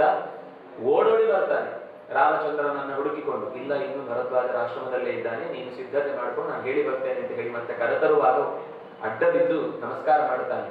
ನಮಸ್ಕಾರ ಮಾಡಿ, ಅಮ್ಮನನ್ನು ಬೈದಿಲ್ಲ, ತಮ್ಮ ಅಂತ ನನ್ನನ್ನು ಸ್ವೀಕರಿಸ್ತೀಯಾ ಅಂತ ಕೇಳ್ತಾನೆ. ಯಾಕೆಂದ್ರೆ ಆ ಪಾದುಕೆಯನ್ನು ಕರೆದೊಯ್ಯುವ ಸಂದರ್ಭದಲ್ಲಿ ರಾಮಚಂದ್ರ ಭರತನಿಗೆ ಹೇಳಿದ್ದ ಮಾತು, ನೀನು ತಪ್ಪಿ ಇನ್ನು ಮುಂದೆ ಒಂದು ಮಾತು ಅಮ್ಮನನ್ನ ಬೈದ್ರೆ ನಾನು ನಿನ್ನನ್ನ ತಮ್ಮ ಅಂತ ಯಾವತ್ತಿಗೂ ಸ್ವೀಕರಿಸುವ ಹಾಗಿರುವುದಿಲ್ಲ, ಎಚ್ಚರ ಅಂತ. ಅದರಿಂದಾಗಿ ಅವನು ಮೊದಲು ಅಣ್ಣ ಅಂತನೂ ಕೂಗ್ಲಿಲ್ಲ, ನಾನು ಅಮ್ಮನನ್ನೇ ಯಾವ ಕಾರಣಕ್ಕೂ ಬೈದಿಲ್ಲ, ನನ್ನನ್ನು ತಮ್ಮ ಅಂತ ಸ್ವೀಕರಿಸ್ತೀಯ ಅಂತ ಕೇಳ್ತಾನೆ. ಆ ಭಾವುಕತೆಗೆ ಎರಡು ಪ್ರಸಂಗದಲ್ಲಿ ಕವಿಗಳೆಲ್ಲ ಮೈ ಮರೆತು ಬಿಟ್ಟಿದ್ವಂತೆ. ಒಂದು ಸೀತೆ ರಾಮನನ್ನ ಸೇರುವ ಹೊತ್ತು, ಎರಡನೇದು ಈ ಭರತ ಅಣ್ಣನನ್ನ ಸೇರುವ ಹೊತ್ತು. ಇದೆರಡು ಅವರಿಗೆ ತುಂಬಿ ಬಂದಂತೆ ಎಂಥ ಒಂದು ಬಾಂಧವ್ಯ. ರಾಮಚಂದ್ರನ ಕಥೆ ಅಂದ್ರೆ, ಅದು ರಾಮಾಯಣ ಅಂದ್ರೆ ಕೇವಲ ಒಂದು ಸೀರಿಯಲ್ಸ್ ಆಗುವ ಹಾಗೆ ಒಂದು ಕಥೆ ಆದ್ಮೇಲೆ ಮತ್ತೊಂದು ಕಥೆ, ಮತ್ತೊಂದು ಕಥೆಯಲ್ಲಿ ಒಂದೊಂದು ಕಥೆ, ಒಂದು ಕಣ್ಣೀರಿನ ಕಥೆ, ಕೈ ತೊಳೆಯುವ ಕಥೆ. ನಮ್ಗೆ ನೀರಿನ ಸಮಸ್ಯೆ ಇದ್ರೆ ತಕ್ಷಣ ಟಿವಿಯಲ್ಲಿ ಏನಾದ್ರು ನಳ್ಳಿ ಆನ್ ಮಾಡಿದ್ರೆ ತುಂಬಾ ನೀರು ತುಂಬಿತ್ತು. ಆದ್ರೆ ಇದು ಕೇವಲ ಒಂದು ಕಣ್ಣೀರಿನ ಕಥೆ ಅಲ್ಲ, ಬಾಂಧವ್ಯದ ಕಥೆ. ಇದು ಒಂದು ಪ್ರಸಂಗ ಅಲ್ಲ, ಒಬ್ಬ ತಂದೆ ಮಕ್ಕಳನ್ನು ಹೇಗೆ ನೋಡ್ಕೊಳ್ಬೇಕು, ಒಂದು ಗಂಡ ಹೆಂಡತಿ ಜೊತೆಗೆ ಹೇಗಿರ್ಬೇಕು, ಒಬ್ಬ ದಾಸ ಯಜಮಾನನಿಗೆ ಹೇಗೆ ವರ್ತಿಸ್ಬೇಕು, ಈ ಅಣ್ಣ ತಮ್ಮಂದರ ನಡುವೆ ಹೇಗಿರುತ್ತೆ, ಗಂಡ ಹೆಂಡತಿಯ ನಡುವೆ ಹೇಗಿರುತ್ತೆ, ಈ ಎಲ್ಲ ಬಂಧವೂ ಕೂಡ ಎಷ್ಟು ಗಟ್ಟಿಯಾಗಿ ಕಟ್ಲಿಕ್ಕಾಗುತ್ತೆ ಅಂತ ಅನ್ನೋದನ್ನ ರಾಮಾಯಣ ಉಲ್ಲೇಖ ಮಾಡುತ್ತೆ. ಹಾಗೆ ಆ ಬಾಂಧವ್ಯವನ್ನು ಕಂಡು ಕರಗಿ ಹೋದ್ರು ಕವಿಗಳೆಲ್ಲರೂ. ರಾಮಚಂದ್ರನ ಪಟ್ಟಾಭಿಷೇಕ ಆಯಿತು. ಸೀತೆಗೆ ನಮ್ಮಲ್ಲಿ ಅತ್ಯಂತ ಹೆಚ್ಚು ಈ ಜಯದ ಕಾರ್ಯಕ್ಕೆ ಹೆಗಲು ಕೊಟ್ಟವನಿಗೆ ನಾನು ಇದನ್ನು ಕೊಡಬೇಕು ಅಂತಿದ್ದೆ, ನೀನು ಯಾರನ್ನು ಸೂಚಿಸ್ತೀನಿ, ನೀನು ಹೇಳು ಅಂತ. ಅವಳು ಹನುಮಂತನನ್ನ ಹೋಗಿ ಗುರುತಿಸಿ ಆ ಕೈಯಲ್ಲಿದ್ದ ಮಾಲೆಯನ್ನು ಹಾಕ್ತಾಳೆ. ರಾಮಚಂದ್ರನಿಗೆ ಏನ್ ಕೊಡಬೇಕು ಅಂತ ಗೊತ್ತಾಗಲಿಲ್ಲ. ಅವನು ಗಟ್ಟಿಯಾಗಿ ಹೋಗಿ ಅಪ್ಕೊಂಡ್ಬಿಡ್ತಾನೆ. ಯಾಕೆಂದ್ರೆ ನಿನ್ನವ ಅಂತ ಹೇಳಿಕೊಂಡವನಿಗೆ ತನ್ನನ್ನೇ ಕೊಡುವ ದೊಡ್ಡ ಗುಣ ಭಗವಂತನಂತೆ. ಆ ಕಾರಣಕ್ಕೆ ಅವನನ್ನು ಗಟ್ಟಿಯಾಗಿ ಅಪ್ಪಿಕೊಂಡ. ಹೀಗೆ ದೇವರನ್ನೇ ಅತ್ಯಂತ ಪ್ರೀತಿಯಿಂದ ಅಪ್ಪುಗೆ ಪಡೆಯುವ ಮೂಲಕ ಒಲಿಸಿಕೊಂಡಂತಹ ಹನುಮಂತ ಎಲ್ಲ ರೀತಿಯಿಂದಲೂ ಗುರುವಾಗುವುದಕ್ಕೆ ಯೋಗ್ಯವಾದ ಅರ್ಹತೆ ಇದ್ದವನು. ಯಾಕೆಂದ್ರೆ ದೇವರನ್ನು ಯಾರು ಹತ್ತಿರದಿಂದ ಕಂಡಿರ್ತಾನೋ, ಈಗ ಕುರುಡನ ಬೆನ್ನು ಹಿಡಿದ ಕುರುಡರ ದಂಡಿನಂತೆ ಇವತ್ತು ಬಹಳ ಜನ ಓಡಾಡ್ತಾರೆ. ಅಂಧೇನೈವ ನಿಯಮಾನಾಹ ಯಥಾಂಧ ಅಂತ ಉಪನಿಷತ್ತು ತಮಾಷೆ ಮಾಡುತ್ತೆ. ಒಬ್ಬ ಕುರುಡ ಏನೋ ಜೋರಾಗಿ ಮಾತಾಡ್ಕೊಂಡು ಹೋಗ್ತಿರ್ತಾನೆ. ಈ ಹಿಂದಿನಿಂದ ಕುರುಡರೆಲ್ಲೂ ಅವನ ಬೆನ್ನು ಹಿಡಿದಿರ್ತಾರೆ. ಇವು ನಮ್ಮನ್ನು ಕೊಡ್ಕೊಂಡು ಹೋಗಿ ಗುರಿ ಮುಟ್ಟಿಸ್ತಾನೆ ಅಂತ ಅವನು ಹೊಂಡಕ್ಕಿದ್ರೆ ಇವರೆಲ್ಲರೂ ಹೊಂಡಕ್ಕೆ ಬಿಡುದು. ಅಂತಹ ಗುಗ್ಗುರುಗಳೇ ನಮ್ಮ ಸುತ್ತ ಇರುವಾಗ ನಿಜವಾದ ಕಂಡ ಸತ್ಯವನ್ನ ಚೆನ್ನಾಗಿ ಹೇಳಬಲ್ಲ, ಅರ್ಥೈಸಿಕೊಳ್ಳಬಲ್ಲ, ಅರ್ಥೈಸಿ ನಮ್ಮನ್ನು ಕೂಡ ಆ ದಾರಿಯಲ್ಲಿ ನಡೆಸಬಲ್ಲ ಒಬ್ಬ ಗುರು ಅಂತಿದ್ರೆ ಅದು ಹನುಮಂತ. ಹಾಗಾಗಿ ಹನುಮಂತನ ವಜ್ರಾಂಗ ಬಲಿ ದೈಹಿಕವಾಗಿಯೂ ಬೌದ್ಧಿಕವಾಗಿಯೂ. ಅದಕ್ಕೋಸ್ಕರ ನಾವು ಪ್ರಾರ್ಥನೆ ಮಾಡುವಾಗ ಬುದ್ಧಿರ್ ಬಲಂ ಯಶೋ ಧೈರ್ಯಂ ನಿರ್ಭಯತ್ವಂ ಅರೋಗತ ಅಜಾಡ್ಯಂ ವಾಕ್ಪಟುತ್ವಂಚ ಹನುಮತ್ ಸ್ಮರಣಾತ್ ಭವೇತ್. ಈ ಶ್ಲೋಕದಲ್ಲಿ ಹನುಮಂತನ ಸ್ಮರಣೆ ಮಾಡಿದ್ರೆ ಇದೆಲ್ಲ ಸಿಗುತ್ತೆ ಅಂತಿದೆ. ನಾವು ಈ ಶ್ಲೋಕ ಹೇಳಿ ಮುಗಿಸ್ಬಿಡ್ತೇವೆ, ಆಮೇಲೆ ಹನುಮಂತನ ಸ್ಮರಣೆ ಮಾಡೋದಿಲ್ವೇ. ಆದ್ರಿಂದ ನಾವು ಈ ಶ್ಲೋಕ ಹೇಳಿದ್ರು ಪೂರ್ತಿ ಫಲ ಸಿಗುವುದರಲ್ಲಿ ಸ್ವಲ್ಪ ಹಿಂದೆ ಜಾರುವ ಪ್ರಸಂಗ ಇರುತ್ತೆ. ಈ ಶ್ಲೋಕ ಹೇಳಿ ಹನುಮಂತನನ್ನು ಸ್ಮರಿಸಬೇಕು. ಅವನ ಬುದ್ಧಿಯ ಬಲ, ಅವನ ಯಶಸ್ಸಿನ ಬಲ, ಅವನ ಧೈರ್ಯದ ಬಲ, ಅವನ ಆ ಪ್ರತಿಯೊಂದು ಕ್ರಿಯೆಯಲ್ಲಿದ್ದ ವಾಕ್ಪಟುತ್ವ, ಇದೆಲ್ಲವನ್ನು ನೆನೆದು ನಾವು ಹನುಮತೆ ನಮಃ ಅಥವಾ ಹನುಮಂತನಿಗೆ ನನ್ನ ನಮಸ್ಕಾರ, ಹನುಮಂತನೇ ನಿನಗೆ ನನ್ನ ನಮಸ್ಕಾರ ಅಂತ ನಾವು ಮನಃಪೂರ್ವಕವಾಗಿ ಪ್ರಾರ್ಥನೆ ಮಾಡಿದ್ರೆ ಇಷ್ಟೂ ಗುಣಗಳು ನಮ್ಮ ಬದುಕಿನಲ್ಲೂ ಪ್ರತಿಫಲಿಸುತ್ತವೆ. ನಾವು ಯಾರತ್ರ ಹೆಚ್ಚು ಹೆಚ್ಚು ಒಡನಾಟ ಇಟ್ಟುಕೊಳ್ತೇವೋ ಅವರ ಪ್ರಭಾವ ನಮ್ಮ ಮೇಲೆ ತಿಳಿಯದಂತೆ ನಮ್ಮ ಮೇಲೆ ಅದು ಬೀಳ್ತಾ ಇರುತ್ತೆ. ನಮ್ಗೆ ಗೊತ್ತಿರುವುದಿಲ್ಲ ಅಷ್ಟೇ. ತುಂಬಾ ಚೆನ್ನಾಗಿ ಬದುಕಿದ ಗಂಡ ಹೆಂಡತಿ 25 ವರ್ಷ ಆದ್ಮೇಲೆ ಮದುವೆ ಆದ ಫೋಟೋ ಮತ್ತೆ 25 ವರ್ಷ ಆದ್ಮೇಲೆ ಫೋಟೋ ಒಟ್ಟಿಗಿಟ್ಟು ನೋಡಿ, ಆ ಹೊಂದಿಕೊಂಡದ್ದು ಹೌದಾಗಿದೆ, ಇನ್ನು ಅದನ್ನ ನೋಡಿ ಹೊಂದಿಕೊಂಡಿಲ್ಲ ಅಂತ ಗಲಾಟೆ ಮಾಡಬೇಡಿ. ಸಾಮಾನ್ಯ ಹೊಂದಿಕೊಂಡಿರುತ್ತೆ. ಒಂದು ಫೋಟೋದಲ್ಲಿ ತಕ್ಷಣ ಗಂಡ ಹೆಂಡತಿ ಯಾರು ಅಂತ ಅದು ಗೊತ್ತಾಗುತ್ತೆ. ಅದರಲ್ಲಿ ಒಂದು ಸಿಮಿಲಾರಿಟಿ ಕಾಣುತ್ತೆ. ಅದು ಫೋಟೋದಲ್ಲೇ ಅಂತಲ್ಲ, ನಾನು ಹೇಳ್ತಾ ಇರೋದು ಒಟ್ಟಿಗೆ ಅವರ ನಡೆನುಡಿಗಳಲ್ಲಿ ಆ ಒಂದು ಸಿಮಿಲಾರಿಟಿ ಬಂದು ಬಿಡುತ್ತೆ. ಯಾಕೆಂದ್ರೆ ನಾನು ಹೇಳ್ತಾ ಇರೋದು ಒಬ್ಬ ಸಾಮಾನ್ಯ ವ್ಯಕ್ತಿಯಾಗಿ ಅವ್ರಿಗೆ ಏನ್ ಇಷ್ಟ ಅಂತ ಅವಳು ಕೆಲವು ಬಿಡ್ತಾಳೆ, ಅವ್ರಿಗೆ ಇಷ್ಟ ಆಗುತ್ತೆ ಬೇಡ ಅಂತ, ಅವಳಿಗೆ ಅದು ಇಷ್ಟ ಇಲ್ಲ ಅಂತ ಅವನು ಕೆಲವನ್ನ ತ್ಯಾಗ ಮಾಡ್ತಾನೆ. ಹೀಗೆ ಪರಸ್ಪರ ಹೊಂದಾಣಿಕೆಯಿಂದ ಬದುಕಿದ ಮನಸ್ಸಿನಲ್ಲಿ, ದೇಹದಲ್ಲಿ, ಮಾತಿನಲ್ಲಿ ಒಂದು ಏಕತಾನತೆಯನ್ನು ಚೆನ್ನಾಗಿ ಗೋಚರಿಸುತ್ತೆ. ವ್ಯಕ್ತಿಗಳ ನಡುವೆನೇ ಇಷ್ಟು ಭಾವಕತೆಗೆ ಒಟ್ಟಿದಾಗ ಅನೇಕ ಗುಣಗಳು ಪ್ರಭಾವಿಸ್ತವೆ ಅಂತಂದ ಮೇಲೆ ಅವನು ಸಿಂಧು ಬಿಂದು ಎನಿಸಿದ ನಾವು ಅವನ ಮುಂದೆ ನಿಂತಾಗ ಅಲ್ಲಿಯ ಆ ಎತ್ತರ ಅಂತನ್ನೋದು ನಮ್ಮಲ್ಲಿ ಪ್ರತಿಫಲಿಸುವುದಿಲ್ಲ ಅಂತ ಹೇಳ್ಬೇಕು. ಪ್ರತಿಫಲಿಸದೇ ಇರುತ್ತೆ ಅಂತ ಹೇಳಲಿಕ್ಕಾಗುತ್ತಾ? ಖಂಡಿತ ಪ್ರತಿಫಲಿಸುತ್ತೆ. ಅವನ ಎಲ್ಲಾ ಗುಣಗಳಾಗದೇ ಇದ್ರು ನಮ್ಗೆ ಹೊಂದುವಂತ, ಈಗ ಕನ್ನಡಿ ಚಿಕ್ಕದಿದ್ರೆ ಅದು ಆ ವಸ್ತು ಎಷ್ಟೇ ದೊಡ್ಡದಿರಲಿ, ಒಂದು ಚಿಕ್ಕ ಪ್ರತಿಮೆ ಆದ್ರೂ ಅದು ತೋರಿಸುತ್ತೆ. ಆ ಆಕೃತಿ, ಆ ದೂರ, ಎತ್ತರ ಅದೆಲ್ಲ ತೋರಿಸದೇ ಇರ್ಬೋದು. ಆದ್ರೆ ಇಡೀ ಗುಣವನ್ನ ಈ ಚಿಕ್ಕ ಕನ್ನಡಿ ತೋರಿಸ್ಲಿಕ್ಕೆ ಸಾಧ್ಯ ಇದೆ. ಹಾಗೆ ಭಗವಂತನನ್ನ ಪ್ರತಿಫಲಿಸಿಕೊಳ್ಳುವ ಶಕ್ತಿ ಆಗುವ ಒಂದು ಸಾಮರ್ಥ್ಯವನ್ನ ಹನುಮಂತ ನಮ್ಮ ಮುಂದೆ ತೋರ್ತಾನೆ. ತೋರುವ ಮೂಲಕ ನಮ್ಮಲ್ಲೂ ಆ ಭಗವಂತನ ಎತ್ತರಕ್ಕೆ ಕರೆದೊಯ್ತಾನೆ ಅನ್ನುವ ಈ ಗುಣದ ಚಿಂತನೆಯ ಜೊತೆಗೆ ಇವತ್ತಿನ ಚಿಂತನೆಯನ್ನ ಮುಕ್ತಾಯ ಮಾಡೋಣ. ಕೊನೆಗೆ ಒಂದೆರಡು ನಿತ್ಯದಲ್ಲಿ ಈ ಶ್ಲೋಕವನ್ನು ಹೇಳುವ ಅಭ್ಯಾಸ ಇಟ್ಟುಕೊಳ್ಳೋಣ.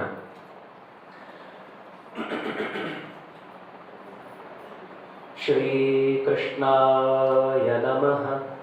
ಶ್ರೀ ಕೃಷ್ಣಾಯ ನಮಃ. ಶ್ರೀ ಕೃಷ್ಣಾಯ ನಮಃ. ಶ್ರೀ ಕೃಷ್ಣಾಯ ನಮಃ. ಶ್ರೀ ಕೃಷ್ಣಾಯ ನಮಃ. ಶ್ರೀ ಕೃಷ್ಣಾಯ ನಮಃ. ಶ್ರೀ ಕೃಷ್ಣಾಯ ನಮಃ. ಶ್ರೀ ಕೃಷ್ಣಾಯ ನಮಃ. ಶ್ರೀ ಕೃಷ್ಣಾಯ ನಮಃ. कृष्णाय वासुदेवाय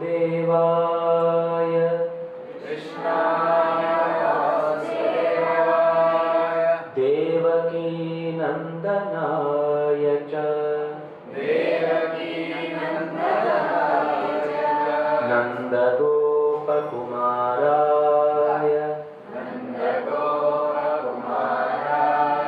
गोविन्दाय नमो नमः।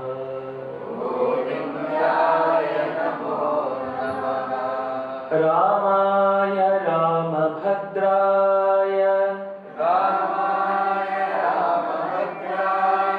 रामचन्द्राय वेधसे नाथाय रघुनाथाय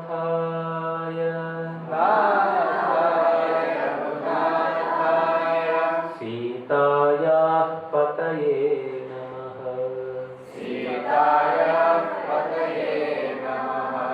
सर्वमङ्गलमाङ्गल्ये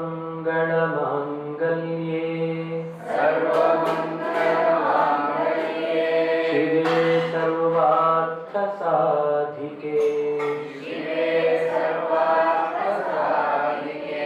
शरण्ये त्र्यम्बके गौरी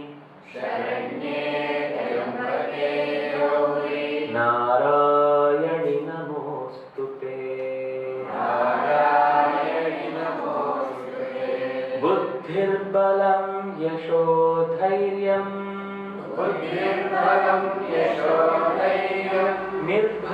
निर्भयत्वमरोगता अजाड्यं वाक्पटुत्वं च हनुमत्स्मरणात् भवेत्। श्री हनुमते नमः। श्री हनुमते नमः। श्री हनुमते नमः। हरे राम राम राम हरे हरे।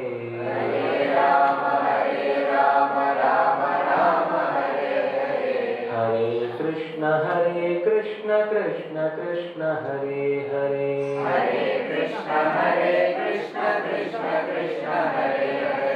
हरे राम राम राम हरे हरे।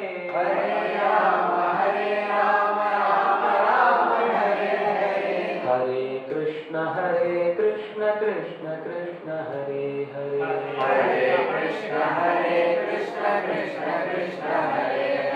कृष्ण कृष्ण हरे हरे। कृष्ण कृष्ण हरे हरे। श्री कृष्णार्पणमस्तु।